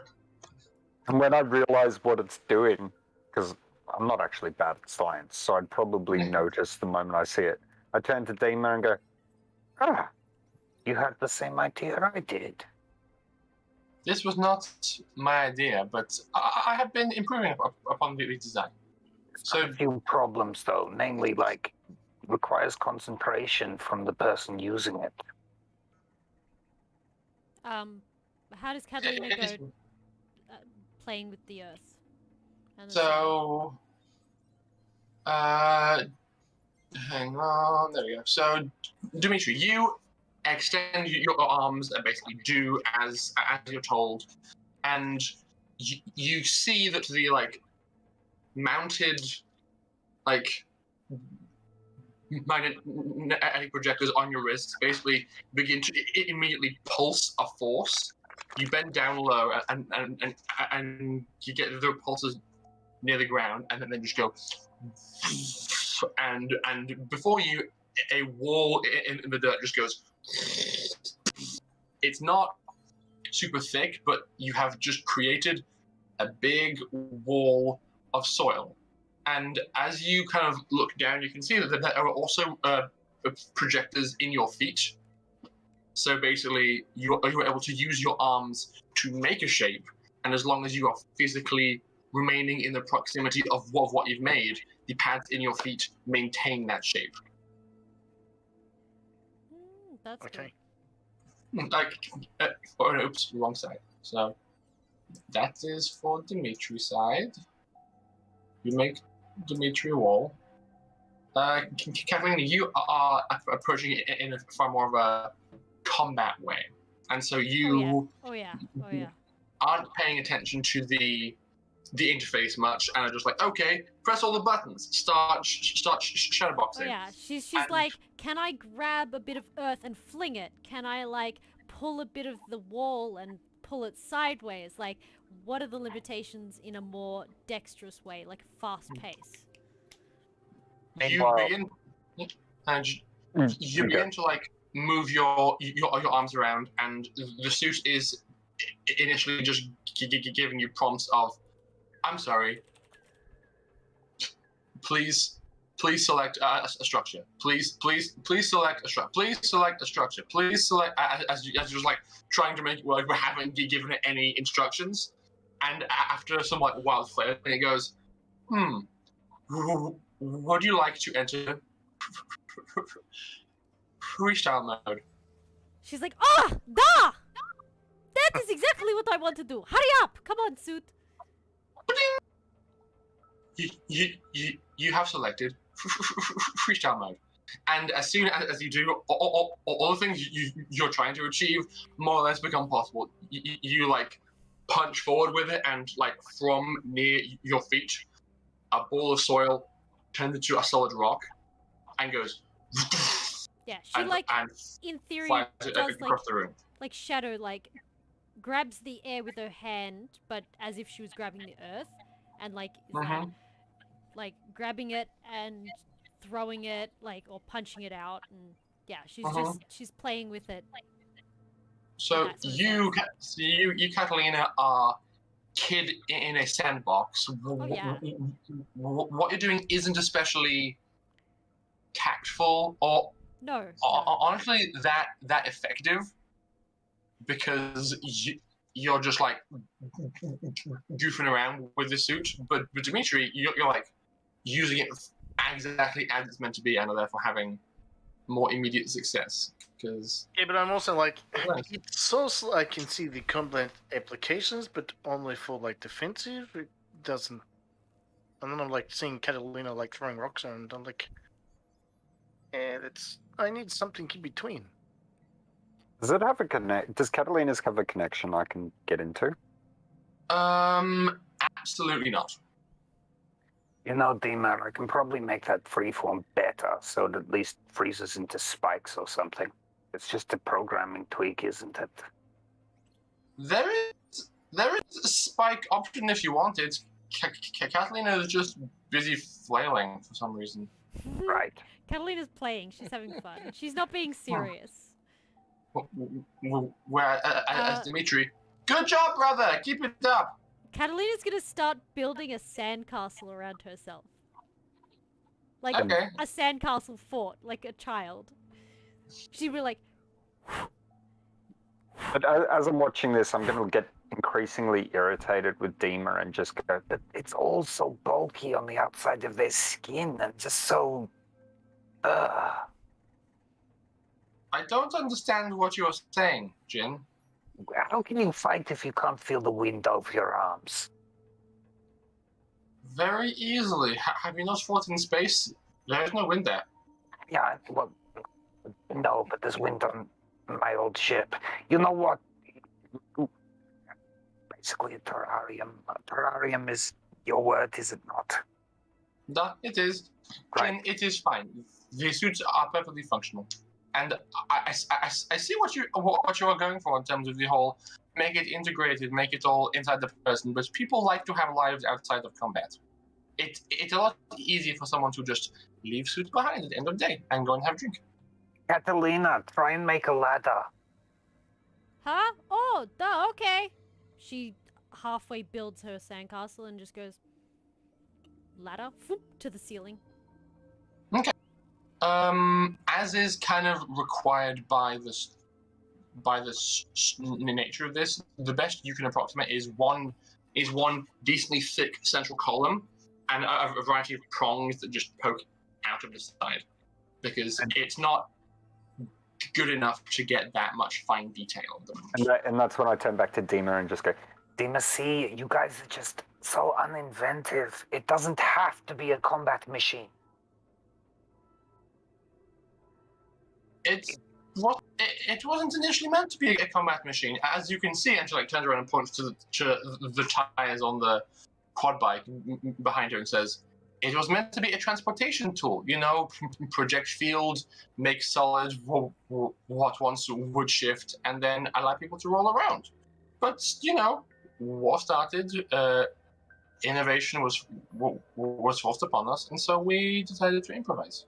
You reckon you could scale this up?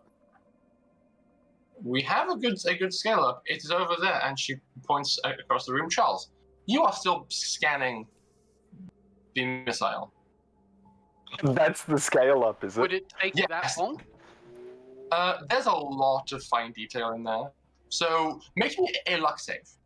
If you succeed, you finished. If you fail, you've got a bit caught up on some of the details of it and are still doing it when her attention's drawn towards the missile.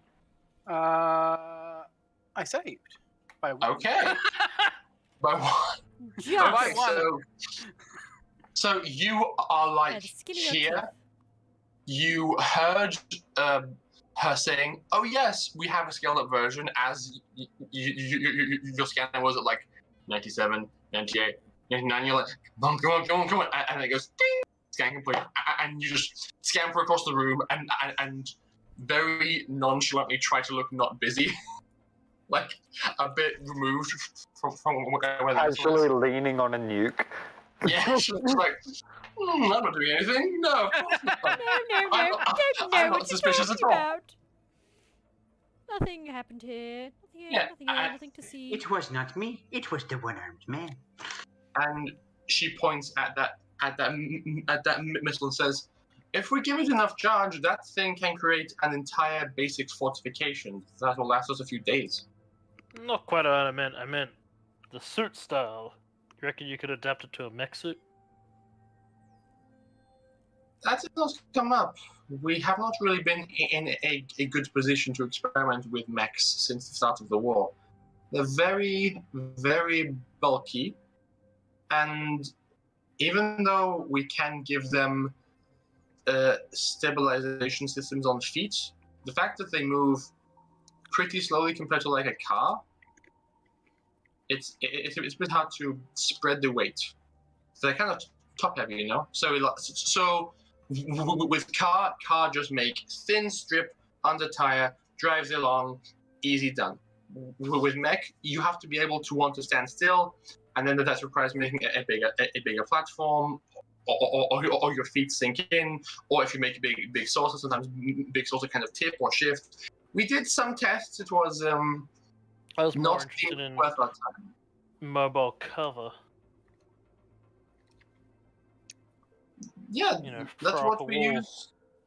Yeah, that's why we have the missiles. Yeah, missiles are good, but you're out in the field in a suit. You want to be able to throw up a wall. Yeah, boom, done. The suits can do that too, So Dimitri just made a wall. Mech suit, not power armor. Yeah, Bigger. I'm in from across the table, and I'm like, just having to run through 6 menus just to find wall, and then have to put in all the measurements for it takes too long. Yeah. You are experimenting with core software. A lot of these seasoned Geosmasher pilots will save presets into their suit and can call upon them at the moment's notice. Oh, there's a favorites list. Oh, that makes... of course. Catalina pulls it out of freeform mode and goes, "Favorites list?" ? And checks out what's there. You're currently, there currently is a few basic structures make a wall you can hide behind, make a big dome, make a bunker underground, create a cone of spikes in front of you. Can I make a ripple of the ground? Is that a preset? Like shake the ground around me? That is not a preset. Ah, damn. Why not? Because Well, no one I'll thought to do that before. Catalina's just like, you have some good options here, but there are some really good defensive options that you haven't. How would I make the ground ripple around me? Make it unstable for anyone coming near me. You need to select shape 7B. Choose Duh. cascading wave pattern, spherical configuration, radius like 5-10 meters. Duh, okay. I want it to pulse. Like waves. You have to do it again and again, unfortunately. Okay, I'm going to see how quickly I can spam the button. And I spam that button. Okay, you like to take your time to navigate through the menus, figure out how to configure the suit to do what you want, and you just like hammering fire as fast as you can. Just to see its limits, and then if it's too fast, she'll slow it down. If it's not fast enough, she'll just shake her head. She's standing behind his wall, is watching Catalina sink into the floor. You do begin to notice from around her, so like she's in a safe sphere, but everything around her is rippling out. Not quite how that works, I'm sure. You begin to notice that there is a speed limit basically built into the suit mechanically. You can program it. You can give it one command every certain amount of time because there are built-in capacitors that charge up and then release a pulse of energy. And basically, if you make it do a thing that requires a lot of force to be exerted quickly, it goes, please wait, and you see a bar on your HUD go, ding, and you go again, and it charges back up. Ding! So your speed on like spamming big area of effect creations is capped just by the hardware. Right. So it's not a software limit. It's a software limit based on the hardware's capabilities. Yes. Okay. It can only do so much. Yeah. I'm sure that Dima can see what Catalina's attempting to do and is able to make guesses about, She sees it and goes, interesting attempt. I not considered that before. You're giving me a lot of food for thought. Look, I'm thinking defensively. Think you're out on the field, you're in the middle of battle, and you have somebody running at you. Or someone who is over in distance with gun pointed at you. What is best way to make them not be able to hit you? Make wall. Yeah, I'm kind of with Dima on this, but hey, shaking the ground is a pretty good a good way to destroy fortifications quickly. Correct, but true. Also means that they can't get to you if they can't walk through the ground. It is good defense against vehicles and mechs of other kinds. With a knife as opposed to a gun. Maybe is possible too, but it's hard to aim, okay, when you cannot get good footing on ground too. That's true. I do apologize if you're feeling a bit thrown in deep end with this technology. A lot of the time it takes months to train a good geosmasher. But, I thought you would enjoy seeing the tech. I'm having fun. Just, it's not really something I've played with before. No. It's brand new tech. Pim, I see you've gone for a wander off towards a vehicle. I've been teleporting all over this little map. Good heavens, why? Well, I've got a clipboard and no one was really paying attention to me. I figured I would use that to my advantage and take down the specs of literally everything I see. So you're just walking around taking notes on everything? Literally everything.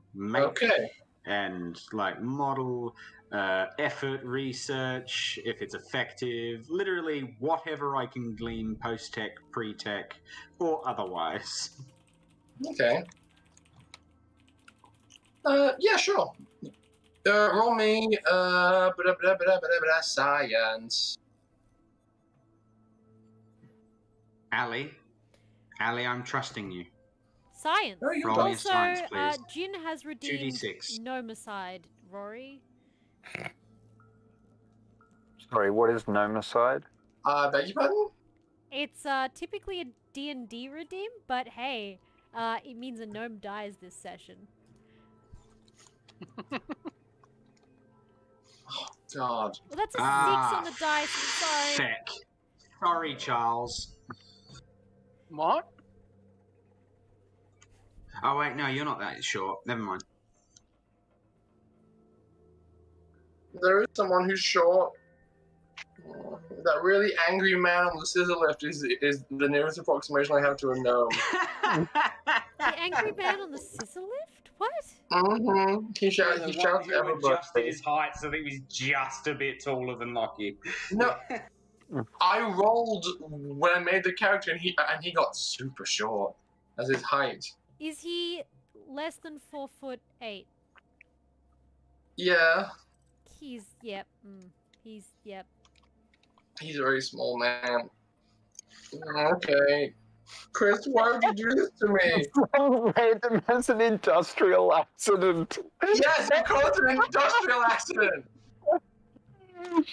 Ah, We'll get to that goddamn! later. This is all Kit's fault, and Kit is very happy.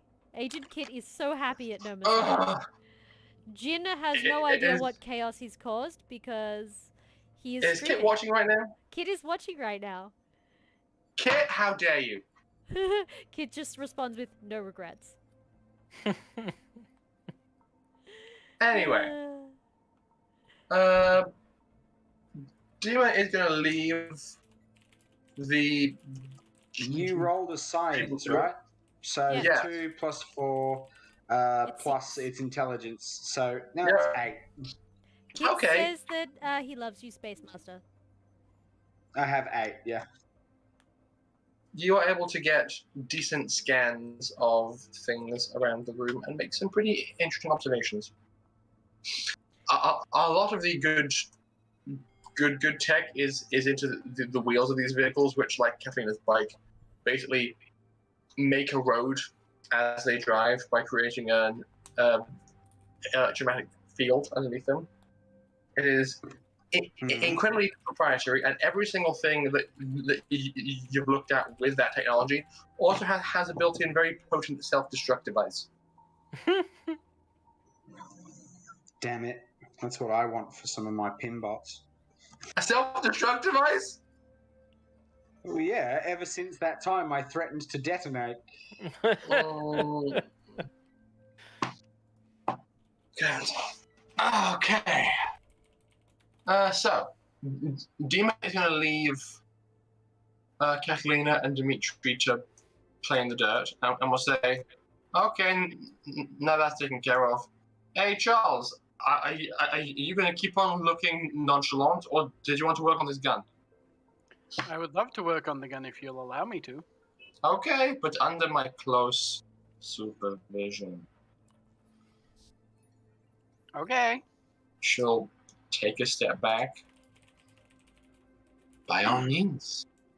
Do you mind if I take a scan of the gun? Because then I might be able to find the problem without actually having to take it apart. That is fine. Gun is not proprietary Harbonan technology. I pull out my scanner and That start scanning is- the gun. Okay. Roll me science, please. Or take pre-tech, your call. Let's see which is better. Let me enlarge my character window because it's very small. They are both the same, so it doesn't matter. Ooh, nice. That is a Good. 12.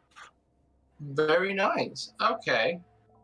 By and large, there are some pieces missing, unfortunately. Do I know what pieces?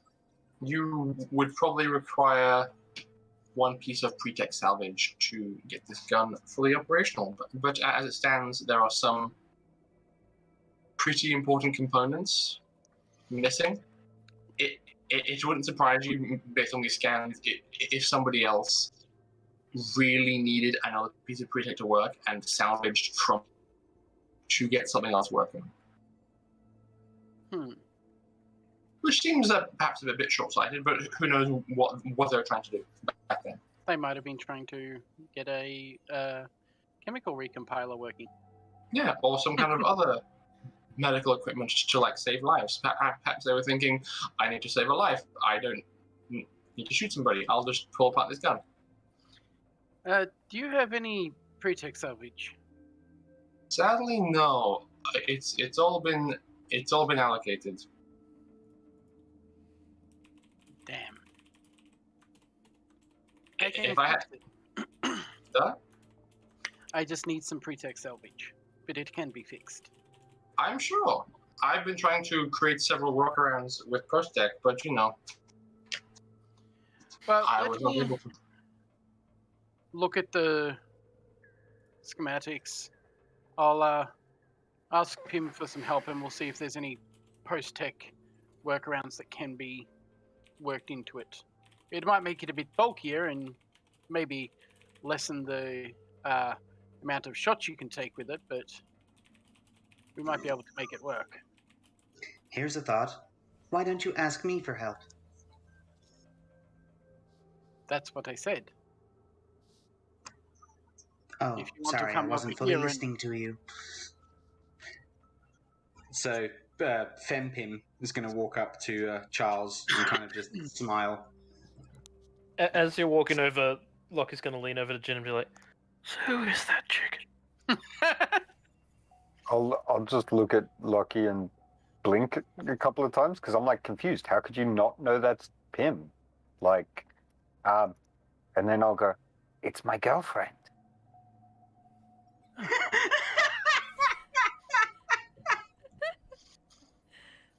And he's just going to kind of like walk off slightly, very confused.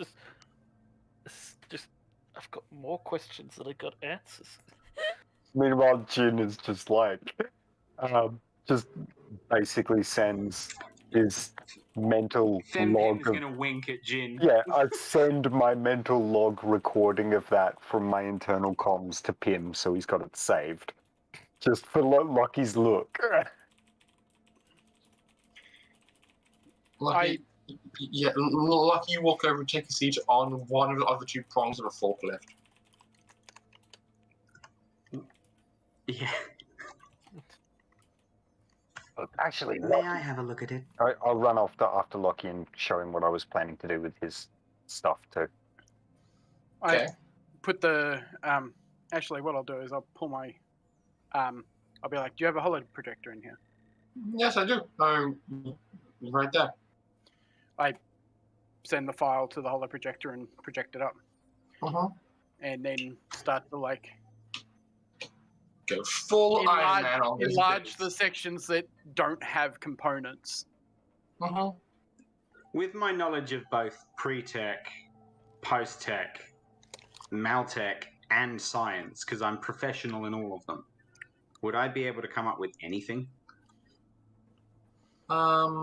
Roll me tech, pre-tech, or science.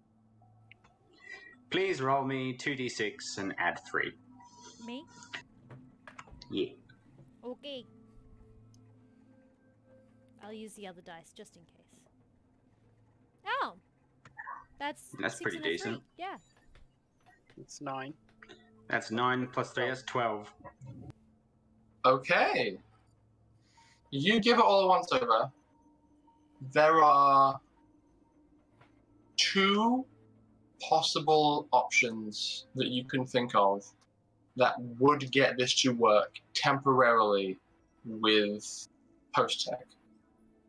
One would result in the weapon no longer firing entirely silently, and it would pose the risk of overheating if you were to fire it in too much in rapid succession. The other option would preserve the intended functionality of the gun exactly as it was intended, but it would be rendered so bulky that you would have to mount it on a tripod to use it.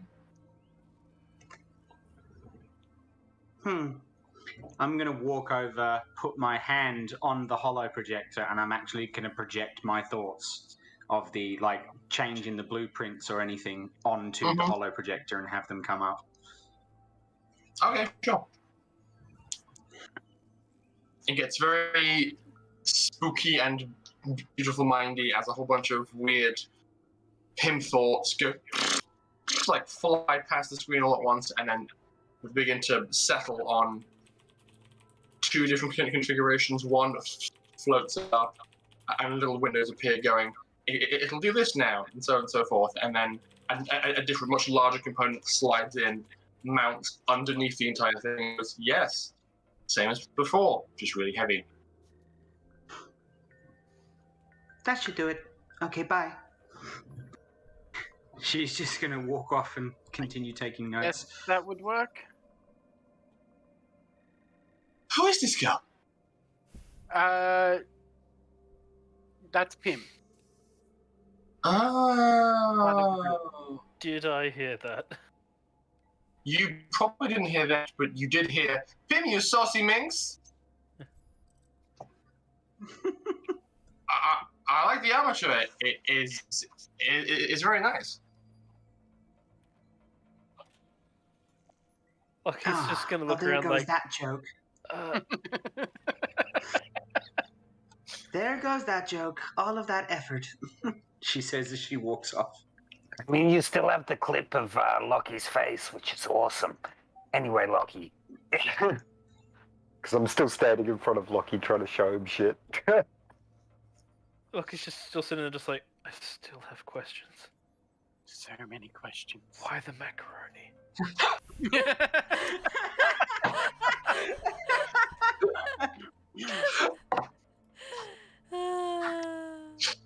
The macaroni Where do you will even- forever be Hang on a a tick. puzzle.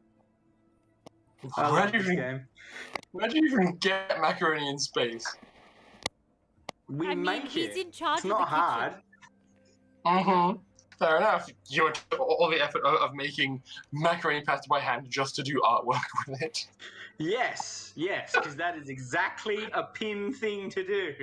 You know what? You're not wrong. I can absolutely see Pym doing that. Absolutely.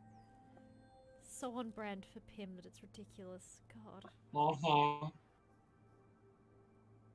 Oh, jeez. Right, this is long down the list of things that I've got to do at the moment, Lockie, but I thought I'd just show you a quick once-over of the Twitch lock upgrades. Yeah. What you got?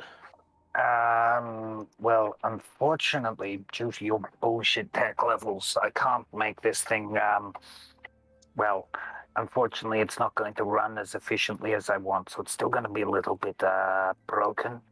But basically, radial overwatch.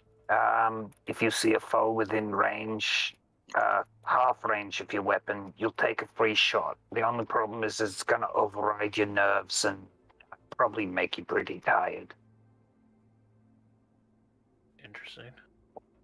Yeah, but you know how when I was showing you when I did the testing, I could make you like, hang on, I'll whip out my toolkit and just like apply it to his arm for a sec so that his arm, without a gun in it, just cocks his hand in a position. you know how I could make it fire like that? Yeah. Roll me a tech save, Lucky, because it's happened to you once before, and it made you feel very uncomfortable. So you may just instinctually not want this to happen. Except this time he's actually communicating instead of just doing. Okay. Jin's learning. I failed anyways. Okay, so it happened too quickly for you to react one way or the other. Right. Well, it would automatically kick in and do that without me poking your arm. Huh. Interesting. Could be cool. Just a thought anyway. It's way down the list of priorities. First, I have to get my goddamn parts from Dima. What? If you want more parts from me, flipping enlist. I've been talking to Svetlana from the council. She's still waiting on a confirmation from you chuckleheads. I point to like, I'm sure there's a small brick or something around. Dima, you know I can barely even lift that. How do you think I'd go through one of your Tough Mudder courses? There are a lot of positions in the military. Yeah? Official ass sniffer? Who taught you the phrase ass sniffer, Jin? I mean, like, there's some dude in the logs who are in their ship called Darius. He had some really interesting phrases. Oh, boy, what?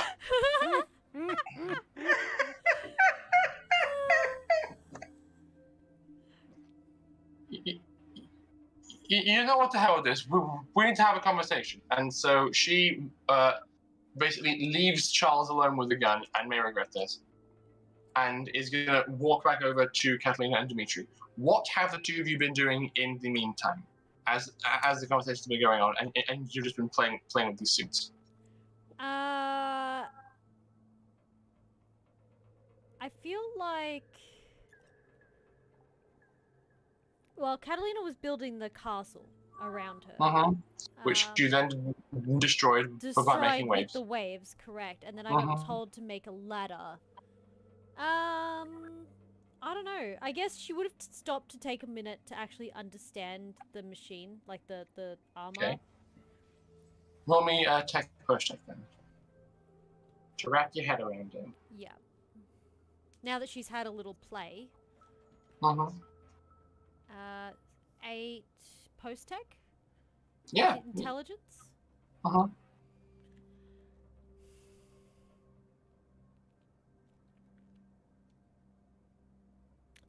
total. Okay.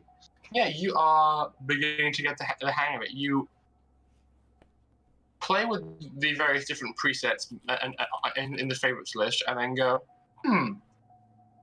I could save things onto the suits for favorites list too. So you could basically just design any kind of large blocky structure within reason and have it work. In fact, there was also an option of underground bunker mode, which is an option, but it just doesn't have any kind of prompt to tell you what it does. After she settles in, feels like, oh, okay, yeah, I've had a play, I get what this does. Press the bunker mode button. What do you do? Fuck yes. The sand beneath you completely gives out. I expected that.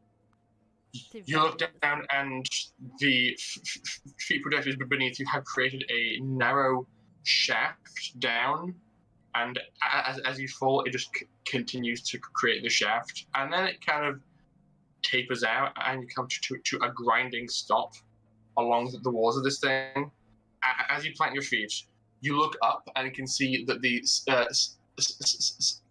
soil above you, which is now like 10 meters above you, is about to like cascade in and bury you until the suit kicks in and basically creates a big bubble. Well, not big, like a small underground bubble for you. It's a bit cramped, but you're just in there. You're entirely safe. Can I move that bubble towards Dimitri?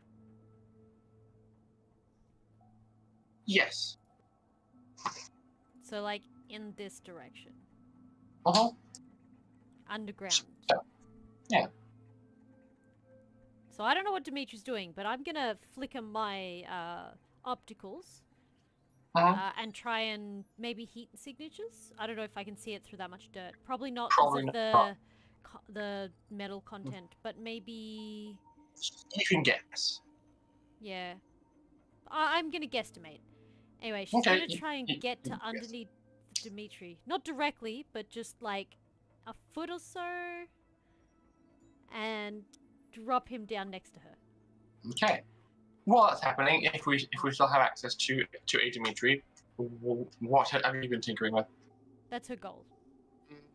Dimitri is trying really hard not to fall asleep.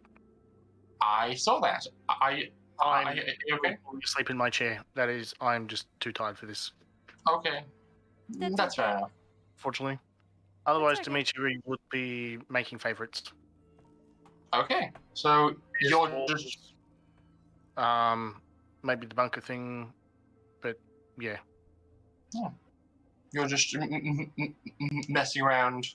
Catalina, roll me a luck save. Alright, that's a D20. See if you were able to get near enough to Dimitri. My luck save is so low, I still roll a 2. D20s hate me. I know. It's really funny. Rude, Rory, you're not allowed to say that. Guys don't play favorites, Rory. Shh. Don't worry about it, it's fine. So, you... Oh, this will be funny. You basically are, like, wandering around underground going, maybe this way. And Dimitri, as you're flapping it out going, maybe this, and this, and this, you see Dima walk into the room and go, all right, you two, wait, where did Catalina... And Dima falls down a hole and lands in the same bubble underground as you, Catalina. It's like... Oh shit! She leans down and picks her up. I am so sorry. I was not. I was aiming for Dimitri. Get us above ground. Very little air in here. Yes, no problem. She splits the ceiling just enough to make like a small thing, and then uses the dirt to push them up, like a platform. Okay. The soil beneath you kind of cascades around you, falls away from above, and reforms beneath you and carries the two of you up to the surface. And as she's like stroking her head and her lower back, going, next time I announce myself better. All right, you two chuckleheads, playtime's over. It's time for serious conversation. Yeah, okay. Big question, Dima, how do these get power and how long do they last? Power is in at least 2 B cells in the back. Power is a bit limited, but we can mount up to 5 cells in the back, if we need to.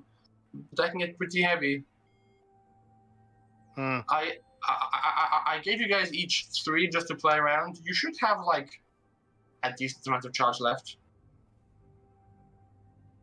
Maybe you need to put in kinetic generator, perhaps.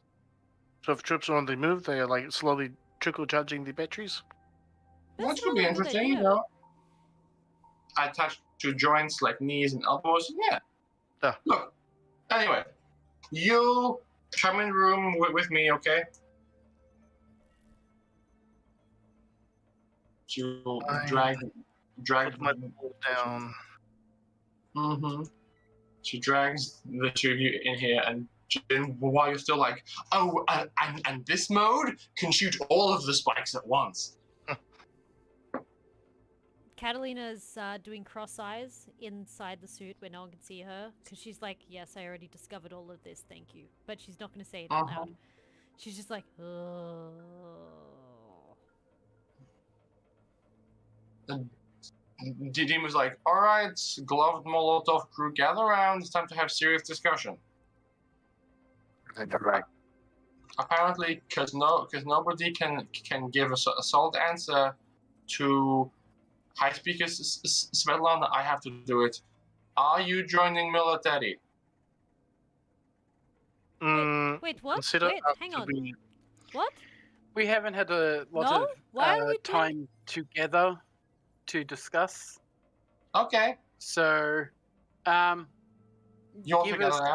give us a few moments. Shall we go outside? I don't think Dima will let us leave the room with the suit on. I see no reason to have conversation without me. Of course you don't. Are you a part of the crew? Fine. I leave room and lock the door, okay? No leaving with suits, no doing anything dodgy. Duh?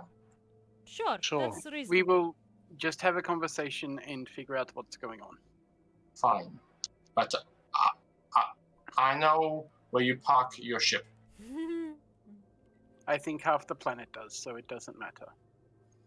Ah, it's funny you think only half. And she walks out. And Kettle's To like, be fair, there's it is not a pretty lot of funny. them. It's more the fact that I don't think like people like doctors care where we park the ship. But anyway, Lucky, Oh no, you parked in front of the Yeah. space. shall we discuss the offer that was given to us about a week ago? I sent a message to everyone that we needed to talk about it. Yes, And nobody but no did. discussion has been had since. Mm. Yeah, look, I was just going with the flow. You guys didn't seem too interested in discussing it, so whatever. So we were given the opportunity to not have to pay for repairs to the Milan and the upgrades that are required to install possibly the tech for Spike Drive into it. In return, we would be named the capital ship of Harbona, and we would possibly take the fight to Yakootah. Fleet flagship. Pardon? Fleet flagship. Yes. We are a capital ship that is a class. It is more like we would carry military personnel, we would be part of military, we would take orders from military for temporary time, I guess. Be honest, there's the reason I haven't joined the military already, and it's, Because they tell you what to do and you don't like it. well, that's a start. But it's not just that.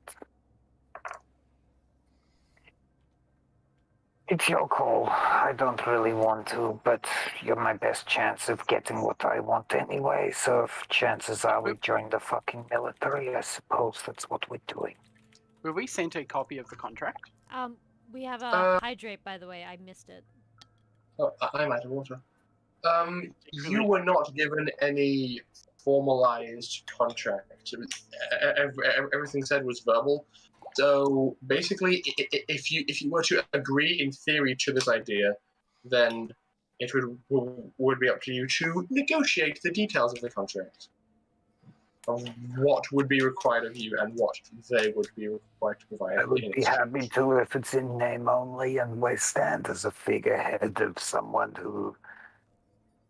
an inspiration to their troops, basically.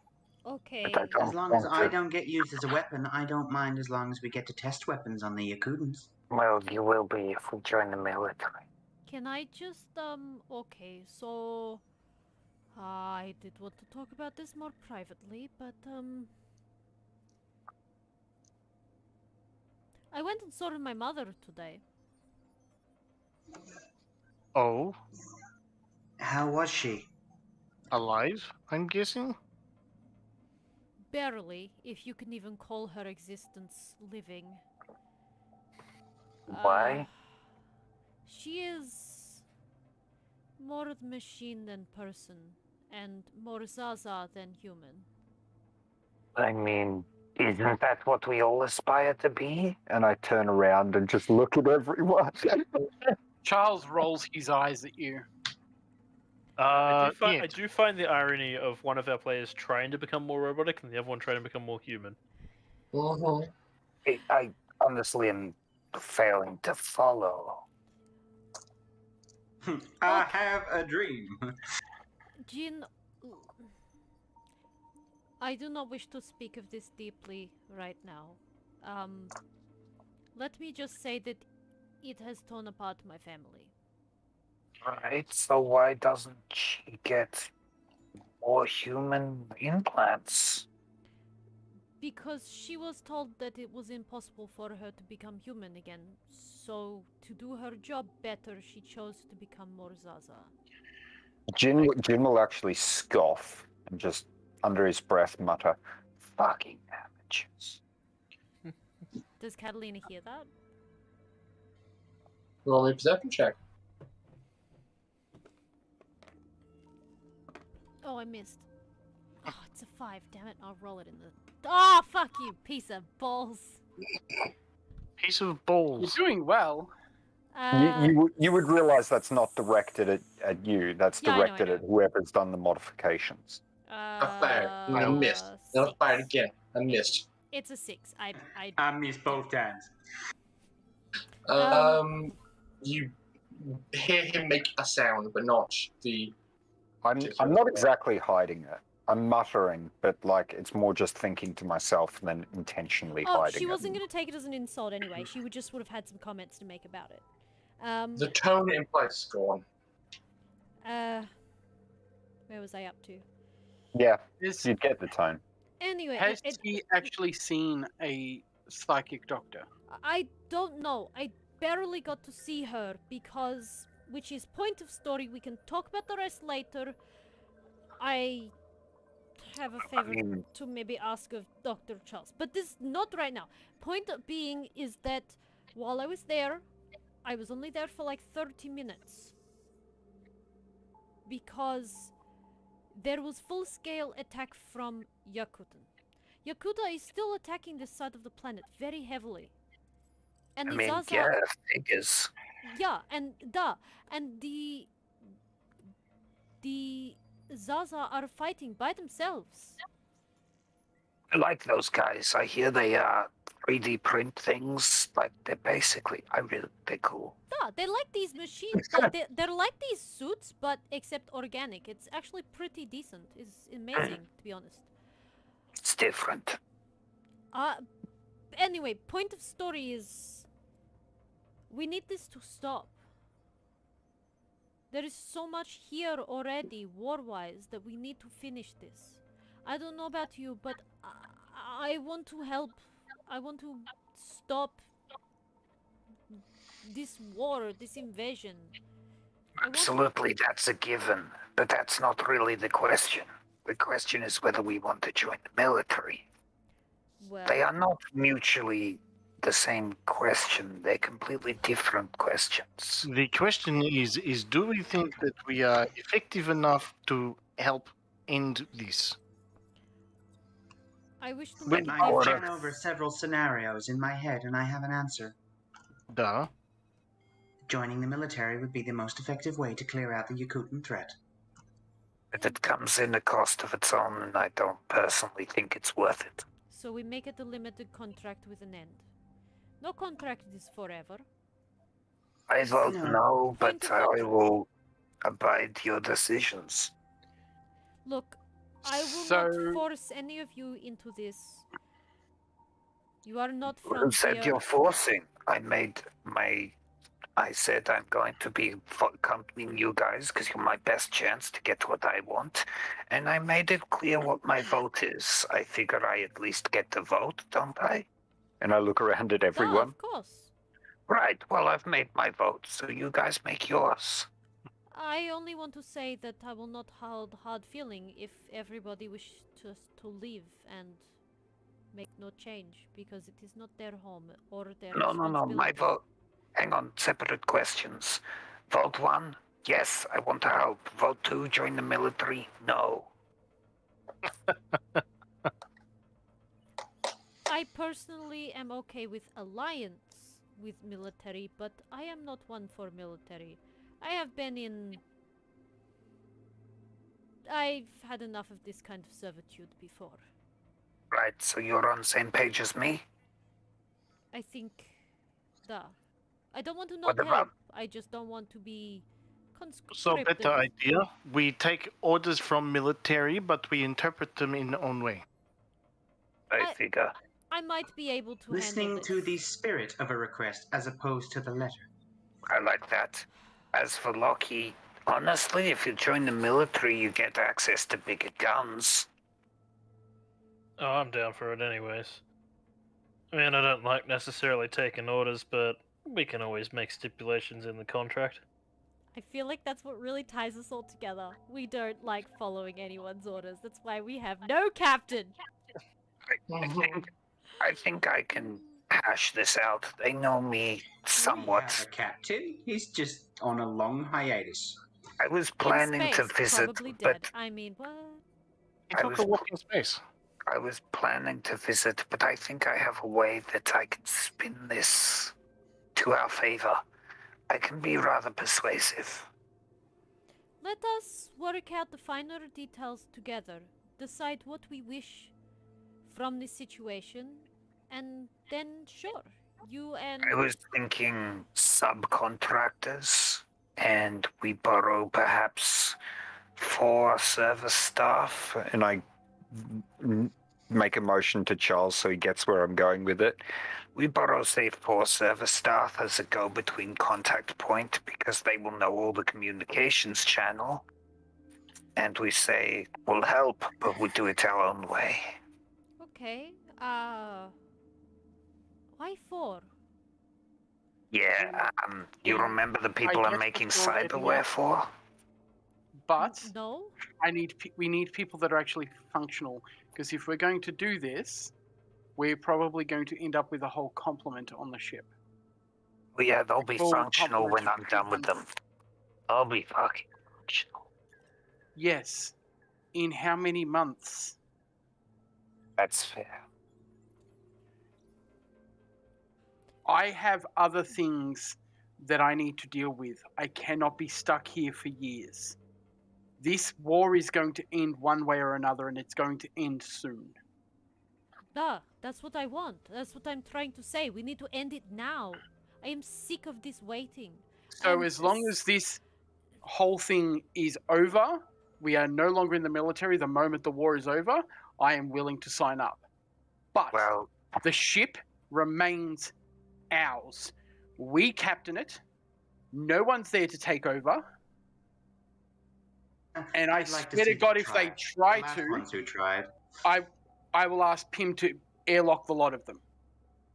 well, I mean, there's another option, and that's, we become our own Black Ops crew. Go back to Yakootah, or I head to Yakootah with you guys, you show me the sights, and then we hit them, we figure out where this fucking control panel, or whatever it is, controlling where this jump jet is going to crack the planet, and we sabotage the fuck out of it so that it, I don't know, cuts the connection, does something weird. We can I mean, I'm not great with warp, but I'm pretty good with alien tech. We could probably make it do something it's not supposed to do, like spit out shrapnel a few light years away. I think it's better that we just agree to interpret it the way that we expect. No. After all, they don't really have a lot of forces. They want to make us the capital ship. What are they going to do? Bring out their reserve capital ship? Yeah, fair. Alright, fine.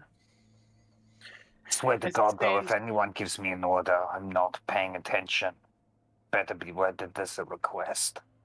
Well, let's call Dima back in and say that maybe they should get the council together so that this can be discussed at length properly.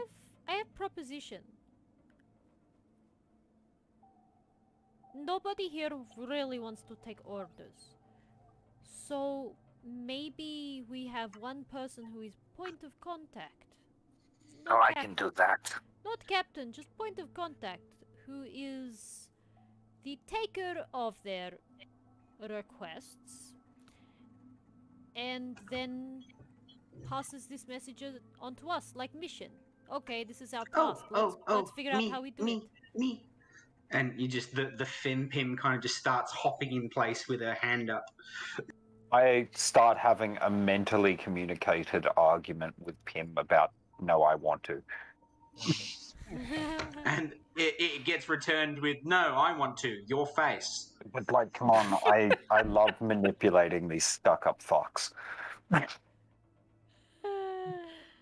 They're not see, stuck like, up, they're arrogant, Jin but and yeah. Fem Pim just aggressively staring at each other. I think we can't really make a full decision on this until we know exactly what they expect from us. Alright, well, let's go then. Hey, Dina! What? So totally wasn't eavesdropping. Hi! Hey! Looks like a blowout. Nah, we know you were eavesdropping, but I want my mag pistol parts, and, can you give us a lift to the council so that we can resolve this bullshit? Okay, sure. We're walking though. It's Harbona. I have to. Fine. Yeah, right. Get on the forklift. Oh, fucking ace. So she mans the forklift and just drives Jin along as everybody else is walking to the council chambers. I feel like Lockie would like hold on to the side. Have we taken off the suits? Does she like? She would tell you to okay. at this point take off the suits and leave them here. Okay. Because I was gonna say, I somehow feel like she wouldn't let us take the suits with us. Stepping on out of the suits.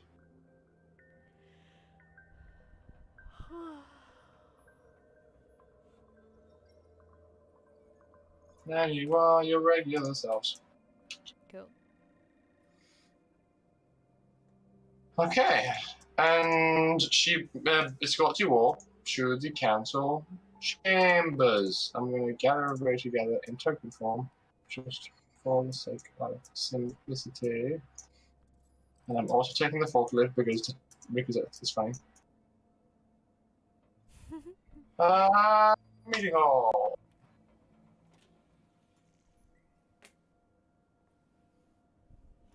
On the way there, she will call the council and basically use her authority to request an emergency meeting.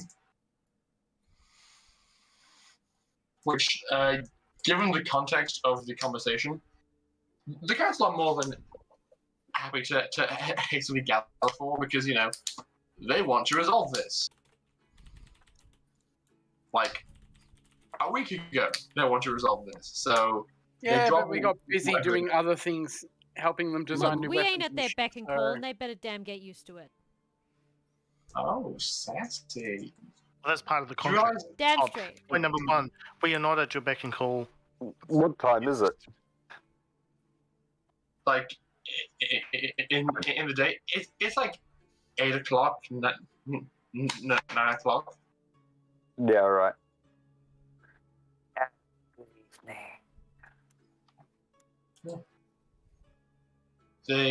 You pull up outside the meeting hall.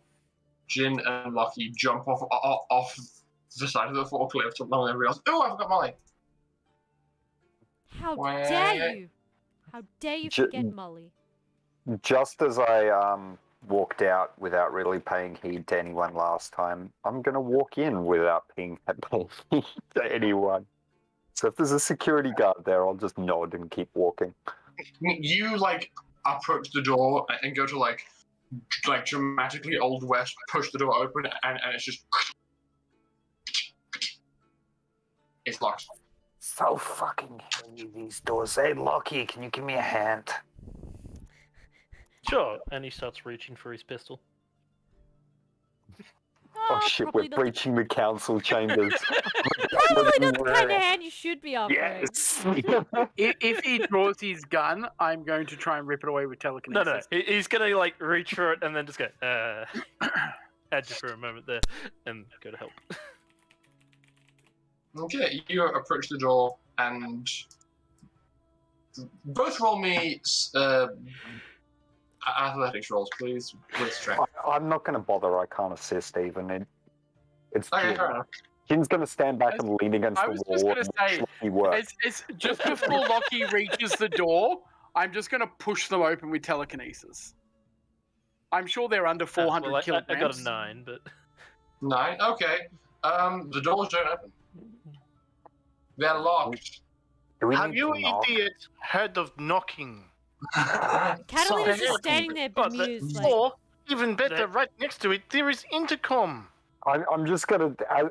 I'm knocking as I turn to Dimitri and just go, I've just never heard of a council who doesn't want to be openly accessible to their population. It's such a bizarre cultural shift to have this upper class...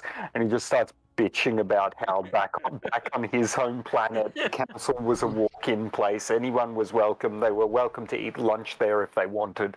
Just bitch, whinge. While the doors are opening and they can Yes, yes. As you're talking and playing, the doors behind you swing open, and right when you're done with your speech, you just hear, ahem. Yes, good morning. They've probably heard it all from me once before anyway. Maybe if they were to learn more about macaroni and paper plates. Yeah, that's a good one. Beloved Molotov crew, please enter the chamber. This emergency meeting of the Technocratic Council is now in session. You know, it's interesting. Your lack of preparing isn't exactly our emergency, but sure. It gets in. Let them have their pomp. Like, it's probably highlight of their day. Right, you're probably right about that, Dimitri. And I'm still discussing this quite loudly. Yeah. Pim is actually cracking a smile, which is very rare. Actually crack? Like, is that how I'm used to smiling your faces? Oh my lord, the very first smile that Pim does on an echo of his free choice, and you have to fucking destroy it. I'm just worried about, whether your face bends that way. Look, I think we're here today to settle the question you put to us anyway. Okay, so, officially, are the crew of the Glove Molotov and their assets therein willing to be folded into the Harbonan military for the duration of this war? Yeah. The same capacity that I was a medical officer at the hospital. You were barely a medical officer. No, you're right, I wasn't. I did whatever the fuck I wanted. And I... Yes, you did. What's on this table? I like that idea. This table just has a variety of controls to activate the really big holographic projector in the center. Okay, in that case, You know, I was hoping this would be a snack table, but whatever. I connect to it, wave my hand through the holographic, and just start putting up a list.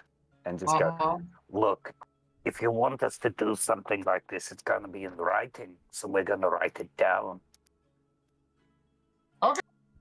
I'm surprised that all of you are allowing this man to speak. I wouldn't say allowing is the right word. He just does it.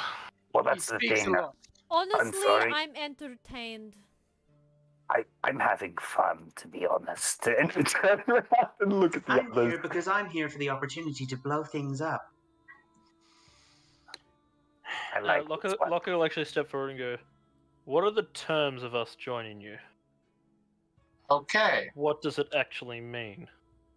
We have had conversation about this as well. You know, it's been a week, plenty of time to hash out fine details. The most amicable way we can form this relationship is to give you some amount of authority in the military. You are all experienced combatants.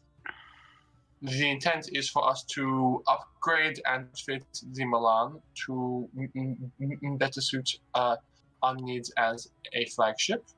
And then with it at the head of an attack force, we can take the fight to Yakootah. You are also an experienced ground team who have first-hand knowledge of Yakootah as a place. So, if you are happy with it, we will cooperate with you on a space combat level, get us and our people to the planet, and then enter this underground location. Wait. We are getting closer every day into unraveling the location from Jakob's mind. Pim's going to kind of gesture to the rest of the party as to basically go, may I? Sure. Wait, hang on. Let me just clarify for a second before Pim does a talk. You're not wanting us as a flagship, as a figurehead. You're wanting us to be the first line of invasion. We have not had the means to create a ship as big as yours in a long time. Because unfortunately, every time we do, they get shot out of the sky because we can't build them on the surface because they're too big. Frown really heavily and then put a hand out to Pim saying, yeah, whatever, you go. Okay, so the way I see this is a symbiotic relationship of sorts. Allow me to be perfectly blunt. We're doing you a favor, not the other way around. We got this ship from nothing. We built it ourselves and we brought it up from nothing without your help. So, if we do this war, and we finish this war, us and the ships, with whatever you've added to it, for the sake of all of this help we're giving you, is ours, and we will go on our merry way. If you feel capable to end the war, Pim, roll me a persuasion, please. Hey, Ali, give me a big old roll, please. Oh. You've been rolling pretty well.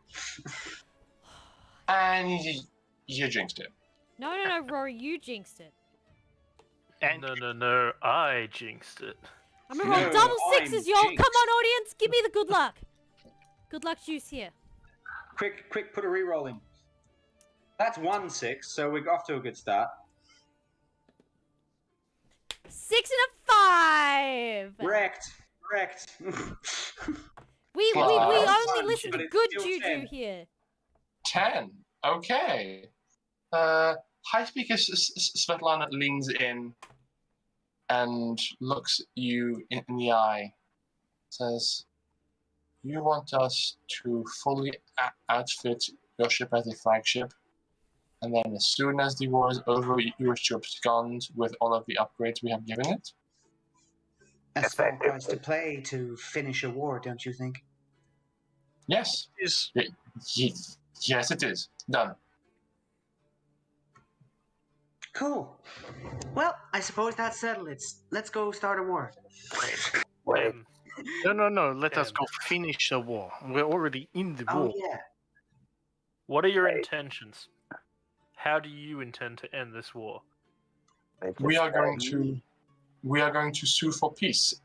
A strike team, including yourself, will be seizing control of the means of power supply to this anchor on the planet. If we control how much power is going to it, then we can effectively say, stop attacking us or we all go down. Which as the rate this war is going, is a possibility. So it is to take control of the device, make them stop attacking us, and then enter peace talks to try and resolve it mutually. This particular maneuver is Lucky's specialty with demo packs. They want us to be basically the ones with our hand on the button of the suicide vest. And I'm staring very heavily at her when I say, I'm Well, not sure that is best solution. I do not like this solution at all. I'm not happy with this plan, and I think you might have just lost me entirely.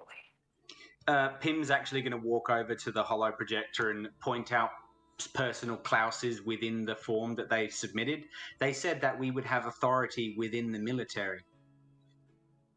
It doesn't Thus, mean we have if we authority. and I then bring up a clause that says if contact was to suddenly fail between us and whoever's giving us orders, we would have to follow the orders of the closest hierarchy, which in that authority sense would be us.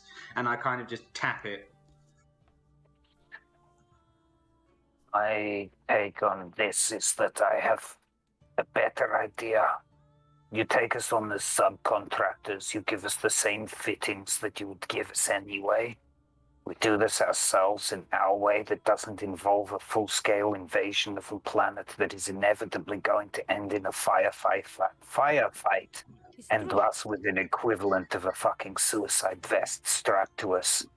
I'm going to send a message to Jin's head that says we're going to do what we want anyway.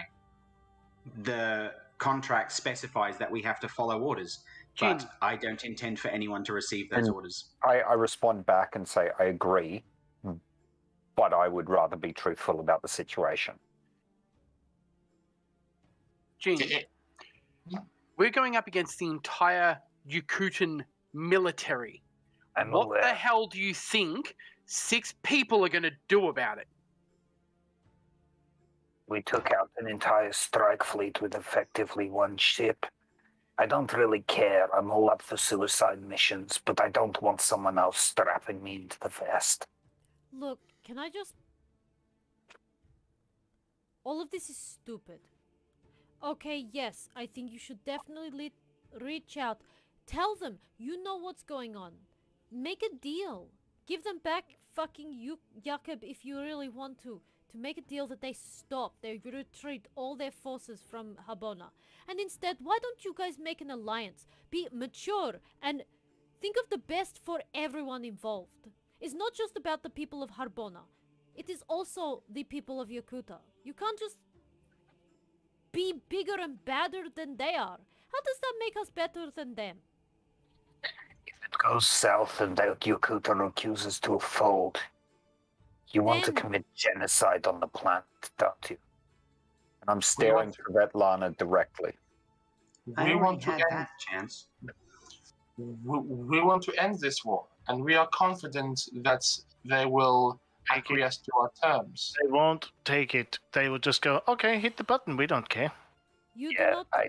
You have I not don't seen think so. how stubborn and egotistical they are. Think of how much ego you each have in this room. Each one of you. Pride. Think So about much. No, how hang on. hard. How Hang much on. pride you have. They have just as much pride. Out of curiosity, Svetlana, have you cracked Jacob yet? We are almost there. Right. That certainly sounds like a group of people who are willing to acquiesce quietly. How long have you had him? A week? This man's undergone a week of torture, and you reckon a single threat just because we're on the planet will turn their entire military around? If you have a better idea, we are more than welcome to hear it. You give Perhaps us I the could pay Jacob a visit.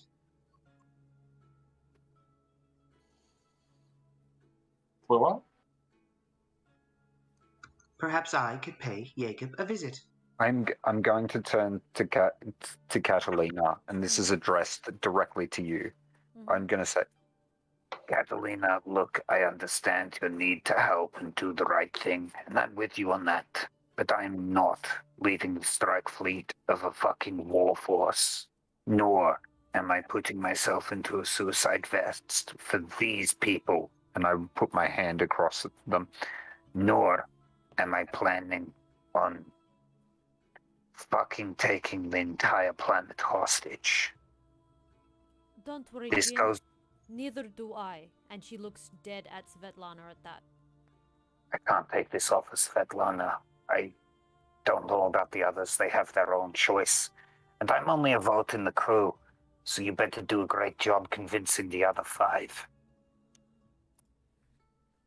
Oh, what else would you have us do besides this? This is our best option from our perspective. What is It better? is terrible option. Would you, if someone popped up and said, "Hey, if you don't do what we say, we're going to hit button and explode the entire solar system," would you say, "Sure, go ahead, explode"?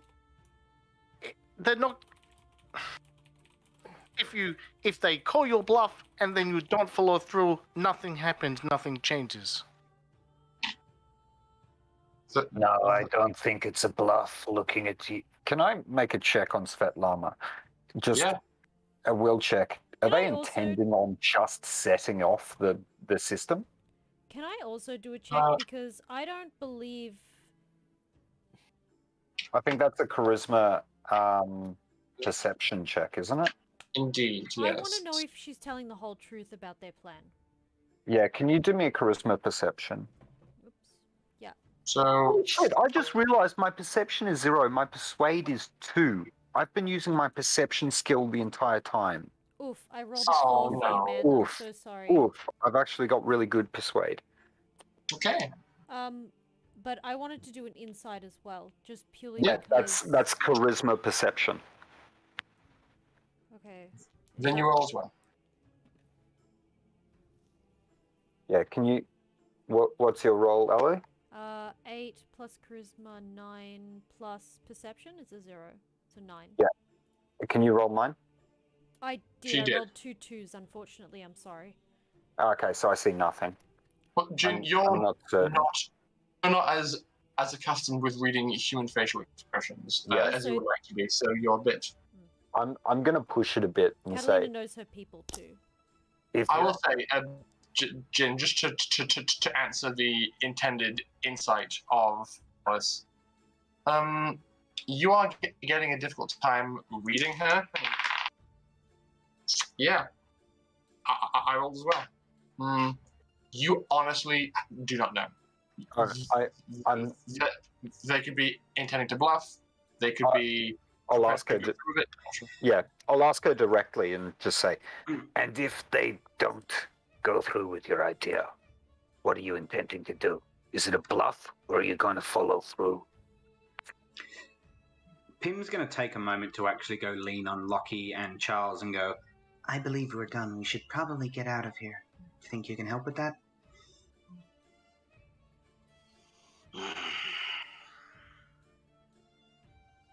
Svetlana, Da?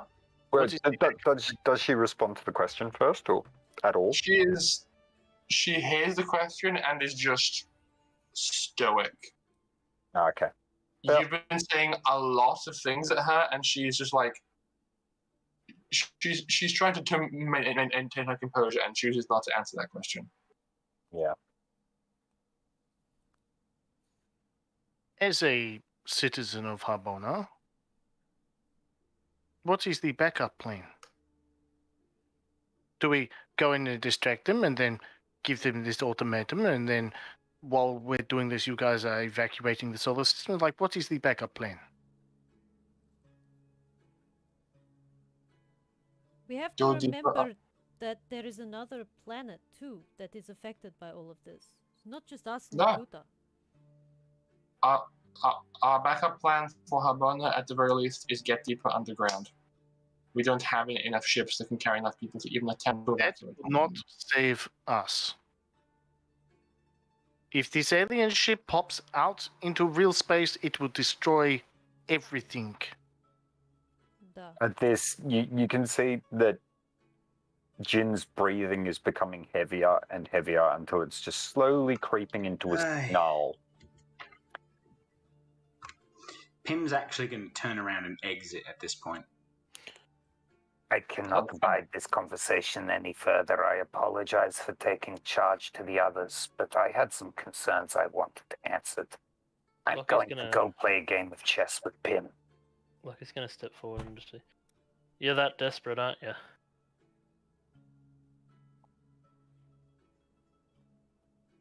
Yes. Yes, we are. You're not even willing to consider any other options, are you? I've seen this on my planet. This kind of thing. They've when had the 5 resources years. get low. And 5 years. How did it end, Loki? Doesn't end well. Sometimes there's a peace for some time, but they'll remember that you held them hostage even if they do say yes. So, we need to find the Yakootah, the people in charge of this bullshit. We need to send engineers in to work out what the hell we can do to stop this ship popping out. Like, how much power does it need? Why does it need more and more power if they weren't taking more and more power from it? Like, we need answers to technological questions, not just more combat or stupid ultimatums. Hydrate, by the way. We need to bring them to the table peacefully, not just force them. We can encircle their planet, we can shoot down all their satellites, we can do all these kinds of things, but we need to get cooperation, not just capitulation. We are worried that this might not be an option. You put it forth first. You don't just say, hey, listen to us, or we hit the button and kill everybody. If we sue for peace without this in our back pocket, we will look weak. Oh, I did not say you could not have it in your back pocket. I just said you need cooperation. I mean, if you then say, well, we have control of the site, we know what the fuck you've been doing. So you would have us... You need multi-pronged approach to this conflict. It is not just simple bomb the fuck out of them and we win. You should So- be trying to enlist Jakob's help. So your plan would be covertly take control of this highly classified military site, sue for peace, and then if it doesn't go well, then we say, oh, also, we have hand on button. How about you try Oh, making we- contact with them first? And let them know that you know why the war has started. That might turn a few heads. It might be enough. Tell the entire populace why the hell they are suddenly at war with someone they existed with peacefully for centuries. Flood their news channels with shit. Put out, like, take control of their media, perhaps. Like, this is more than just about the heads of Yakootah. They have taken this extreme approach because they were too prideful to reach out for assistance. Maybe it is time that we offer a hand. Let them know we know what the problem is and that if they stop the war, we will help them. Let bygones be bygones. No one's going to like it. But if it stops the war, is it not the right price to pay? Can you also Oh, God. roll a persuasion? Oh, Same for you, Dimitri. come on, dice. Come on, double sixes, double sixes, Wrong double button. sixes. Oh, that's double fives! Ha! Ha! Ha! Ha! Ha! Ha! Ha! What did my persuasion? 12, 11. bitches! I rolled 11. I rolled 11 on the dice and it's 0 on the sheet, so... Okay. There is palpable silence from this council for a while as you've all finished giving them a tirade of, y'all are idiots! Do better! Don't be desperate. After they kind of lean back in their seats, move away from their microphones, kind of have like hushed, whispered conversations back and forth along the table for a few minutes. They lean back in and say, "You have given us a lot to consider." Look, the best thing that we bring to the table is it gives you options. We don't mind being your Options that front don't man. require committing genocide. We don't mind being your front man, but we want it to at least be the right decision, and not something made in desperation that is putting everyone at possibly more risk than necessary.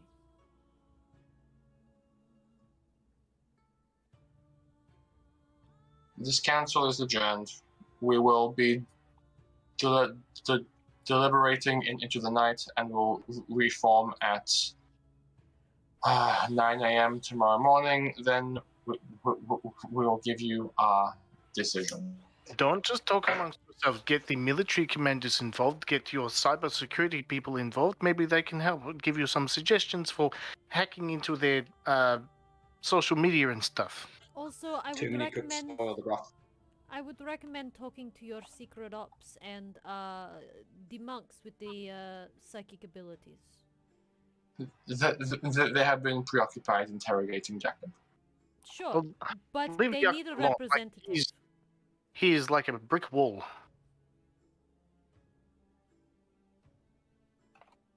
They also need a we will- representative.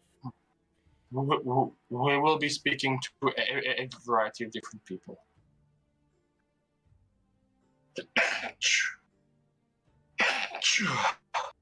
Gesundheit. Thank you. We will see you here tomorrow morning. and they stand up and begin to file out.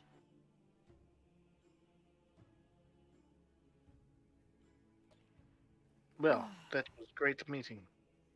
Jin is going to immediately storm back in, slam the door open, and scream at the top of his lungs, "And another damn thing!" They've already And they left. They've already left, haven't they? You just missed him. After Yeah. What Look, were you going to say, Jin? Come on, you know what? grand entrance. I want to know. I'll keep that one under wraps. But honestly, if they take that path, their planet deserves to go down with Yakootah.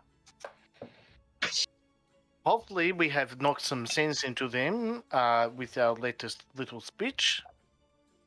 We I have doubt given it. them alternate options, hopefully something that will at least inspire a different path. I What will did not they be a s- part of genocide. I assume they want us to come back sometime. Then, No, they will inform us of their decision. right, better plan. Let's get out of here now and try and change something before they go and enact this stupidity They are over our objections. stupidity, and they cannot enact this stupidity without our assistance anyway. I think you find there's still enough ships in fleet. I think They they can have do it, just enough just to do not what as they need. guaranteed. To be completely honest, I think what we should do, just in case, is return to the Milan and stay there. Lock it down, don't let anyone else on. I think you're right. You reckon they would steal it? I They think can't. are I think desperate people will try. They will regret it, but they might try. I think Oh.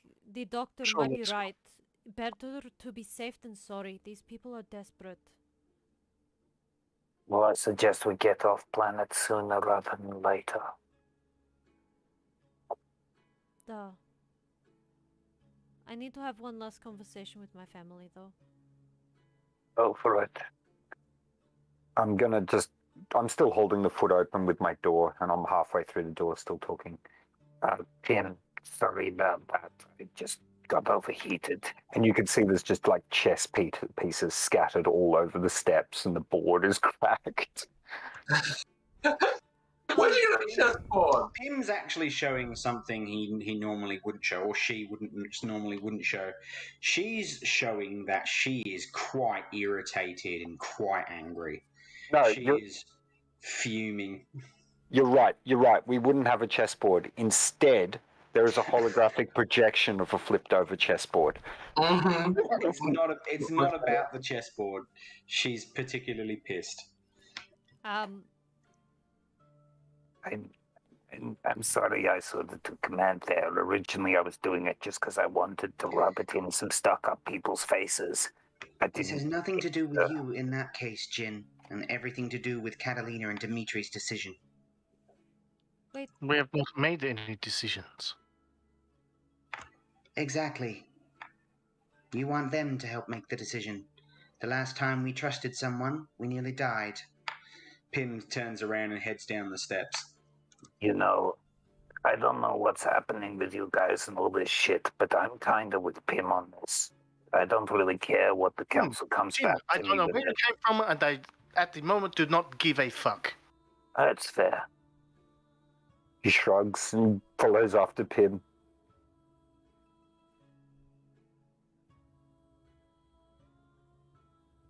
Ah, pistols.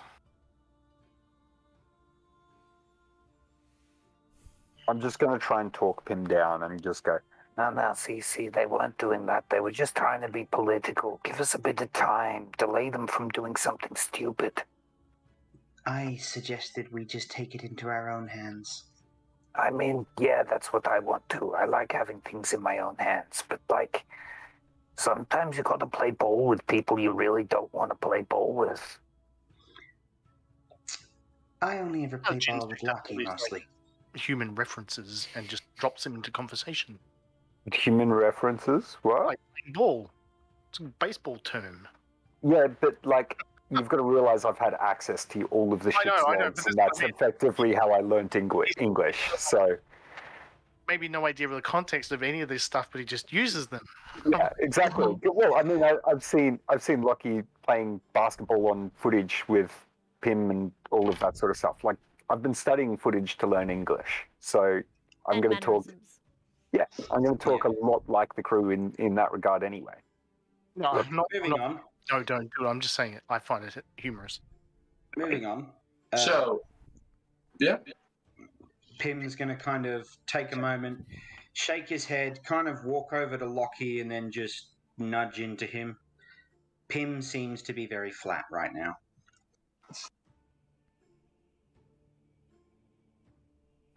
Sounds like Like he he's gonna needs to take a recharge. deep sigh and then put his arm around it for a bit. Just be like,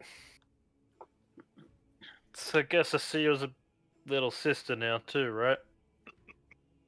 Oh, I've always been a little strange. Yeah. Still part of the family either way. Doesn't matter what way you look. These idiots need to get their shit together. Like, They I'm need still to out of council chambers. peacefully come to terms, not force the hand. I think we should take up the flagship, but extend it as an olive branch. Show that we have the force. We just took out half of their fleet. Show that that force is now better and bigger than ever. And Very then well. tell them we're here for peace, but, you know, demonstrate that we still have the power to do something if needed. But Are without, you using my euphemism in less words? The carrot and the stick. I think I'm using more words, but I mean, if we force their hand, it's not a true peace. But if we show them that we're there for peace, then maybe they'll come to the table and talk like adults instead of smacking each other with sticks like idiots. I mean, the No sticks offense still... to Catalina and Dimitri, but I don't trust Harbona as far as I could throw it. But I'll trust you, Lucky.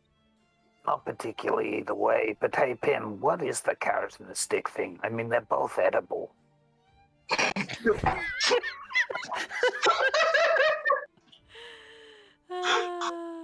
Oh no. I don't know, Jin. Have you ever been hit with a carrot? Right. Probably I'm yes. going to look around, and is there a stick on the ground? No. It's underground. Oh, okay. We're in the council area. It's gonna It's there also anything on Harbona. the There's like ground? no trees. Mhm. Is there anything on the ground? Maybe a pipe at I'm- best. There's an inanimate carbon rod. I'm gonna pick it up and go. Pretend this is a stick, and I'm gonna bump him in the shin. Ow, dude! If it is a carrot, it wouldn't hurt. And I'm gonna drop it and walk down the steps. You can see already that the grey-coloured flesh of my leg as I pull up my robe is already turning to a bright purple, and it's bruising exceptionally quickly. It's just like it looks like I've been hit by a car, and it's just glanced off my leg. It's really, really bad. It's like I'm fucking frail.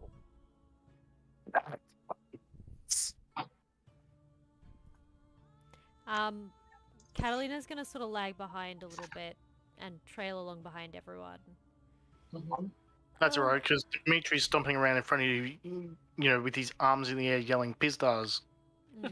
Catalina's contemplating and walking behind. I go, Pim, I fucking wish we were machines sometimes so that we would think logically and without emotion, but... You're finally catching Very on! You childishly get it! flips you the bird. No. Pim flips you the bird, and Jin happily engages with you and just goes, Yeah, you know, wouldn't it be fucking cool to just be able to turn that off sometimes and be able to do all the machine... Lockie's gonna drop back to with Catalina. And it's like, so, you went into a hostile area by yourself. Catalina looks at Lockie, looks up at him like, huh? Sees the look at his face, goes, how about we walk and talk? Guys, I'm gonna go see my family. I will meet you at the shipyard to go back to the Milan. I'm gonna take Lockie with me. He's going to keep me in line. Okay. He's just gonna call out to Dimitri. How do you say it? Pasta? Pista? Duh. Pista. Beautiful. Where did you brush? Okay. There's also like maledits, pizza, suka. As There's lots of good words. as the party leave, from that perspective, very unfruitful conversation with the seemingly quite desperate council and Lockie and Kathleen to peel off to go and have a conversation with the Sokolovs. We are going to be ending the session there because it is 11 o'clock at night. It is. That's fair, and people have work in the morning. Indeed. But that was a good session, I hope. I Yeah. love That the was good. relationship between Jin and Pim. I hate that. I have to say, I- highlight of my day. So Rory gave me a specific trait that the alien race he gave me, which meant that I had no choice but to get angry there. He specifically told me that Jin are specifically peace-like loving creatures, and he's been mostly playing that. Like when there's no options, he'll do what he has to do. But for the most part, he's not okay with attempting to threaten genocide. Oh, poor. I'm so sorry, dude. Catalina has honestly had enough. Like the flip of... side of Darius, it's anti-Darius. Yeah. Yeah. Catalina's just had enough. She wants this war to end, and she wants it to end for good, with peace. Not with animosity, not with threats, not with something that's going to come back in 50 years' time. Like... Yeah, but like You killed all of us, so we're back here to kill all of you. Yeah, no. Literally. Jin, the reason Jin was talking in the council is just because he wanted to take the piss and irritate the hell out of them because he thinks. But when it got to the genocide talk, he was like, okay, no, I'm going to get really angry now. I'm getting really angry. Ooh, I'm sorry for taking over from the crew. You guys talk this out now because I think I've made myself clear. I'm going to go. I like the fact that we're Pim not had genocidal no maniacs. intention. That's nice. That's nice. Good to know. Yeah, I'm proud of you He guys. had no intention of letting the Harbonan Council make any decisions regarding the war because he feels they're incompetent. Well, they've just proven it. Yeah. Although, I mean, think Lockie's standpoint is the most morally correct. Mikhail agrees with that. Pim's currently being a childish little bitch. Yeah, I think unfortunately Pim's influence is going to pay off on Jin as well because Jin actually sees Pim closer to him than anyone else on the crew.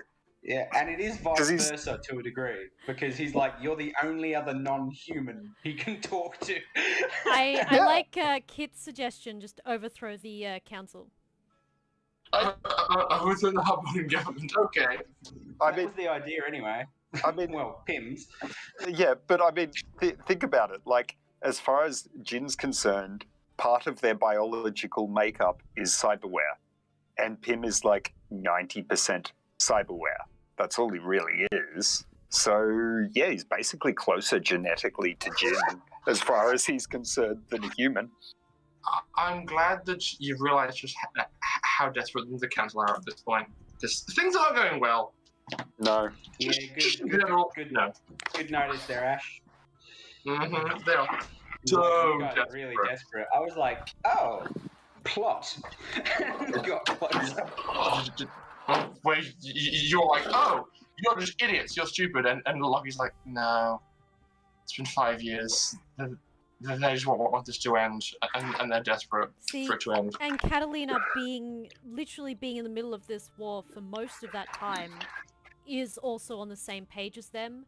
She's just seen the other side. Mm. And she doesn't, They're people too.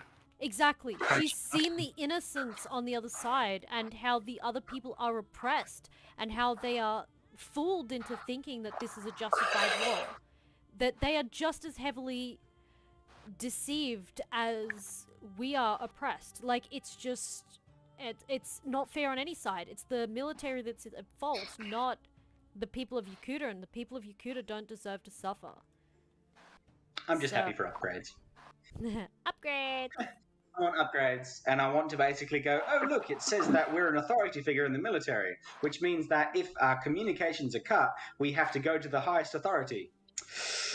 Well, I guess we're the highest authority. Catalina's also just tired of fighting this war. She just wants it over. Seeing her mother basically... We're going to have Commodore Lockie. basically made it just, she's done. She wants this over with. She wants... Yeah, but like if you accept the offer to make threats of genocide, God, that's no. like... Under no circumstance. That goes against everything she believes in. And she's been fighting against that the entire time. Like when Pym came up with the nanobots, that could have been an easy done fix. And she was like, no, we're not committing genocide. I could have wiped out half their race. They would have eventually survived, but they would have been weakened for it. I can't believe the same crew who were just like wanton blowing up space stations actually have a conscience. I'm so proud of you all. Hey, we made sure that no one was left on the space station when it exploded. That wasn't us anyway. That was just Charles. Hey, Rory. I'm not unbroken yet, but give me time. To be fair, Darius was definitely the wild card who had the moral ambiguity and was willing to make the plan that the rest of the crew followed through on to blow up the space station. To be perfectly frank, I believe that from Captain Blender. So the next question is, who are we raiding? I know, right? It's quite late, so our options are a bit more limited. I've got a few people that are streaming. Okay. I'm not sure. You got Polish Cryptid and Tavern Crawler on mine. Jin's streaming, but I'm not sure how much longer he's going to be streaming for. Jin is here into the party. Oh, Jingle My Balls, who is streaming. Beg your pardon? That's his name, Jingle My Balls. I'm worried about this person. You know what? Probably justified. I have someone playing RimWorld. They're an Aussie streamer. Cho'Gath. That's cool. Yeah, that's pretty good. Yeah. What you saying? We're saying that if you're gonna keep streaming for a while, we might just raid your ass. Well then, let's raid, shall we? I trust your judgment in this. And I'm in with the Cho'Gath gif. I'm just so happy Pym finally has a sibling. Well, Jin it is. He made his presence known. He called us out. We're damn fucking raiding him now. Also, please do enjoy the chaotic Aussie streamer. He is playing Valheim. I don't know for how much longer, but you know what? Show him some love anyway. Yeah. I'm going to take us to our end screen, and we will see you on Sunday. We have our Dungeons & Dragons game. It runs at the same time that this one started. And we will be playing with Ash as the Dungeon Master. Please say hi, Ash. Hello. Yes. Our dear Dungeon Master for our Sunday games. Rory and myself are players in that game as well. So you'll get to see us again. Woo! Our faces. Yeah, and we are on a mighty adventure, or rather about to start our next mighty adventure on that adventure. So yeah, come and join us and let's all have some fun. I've been dropping in and out on it, but I have not caught up on the streams yet. That's okay. It's getting so... I've been watching. So Now's a really good time to jump in. Yeah. It got very emotionally heavy very quickly. Like, our first few missions was just like, we are on the job, we are colleagues, we are kind of getting on each other's nerves a bit, and then, feelings! Okay. Rory, we're trying to raid. Yes, raid! Yeah, but he's got a point, and now's the perfect time to jump in if you haven't been following so far, because we're about to start on a new adventure. So, we're leaving from home base to go and do things. And chat, we're really happy to fill things in so you can ask questions in chat and we'll respond as best we can. Alright, that's that. Sally, It's time to raid. I know. Just I'm have a saying raid. goodbye. We'll see everybody Have a great on night, Sunday next week. day, whatever time it is, and we will catch you soon. Toodaloo. Bye.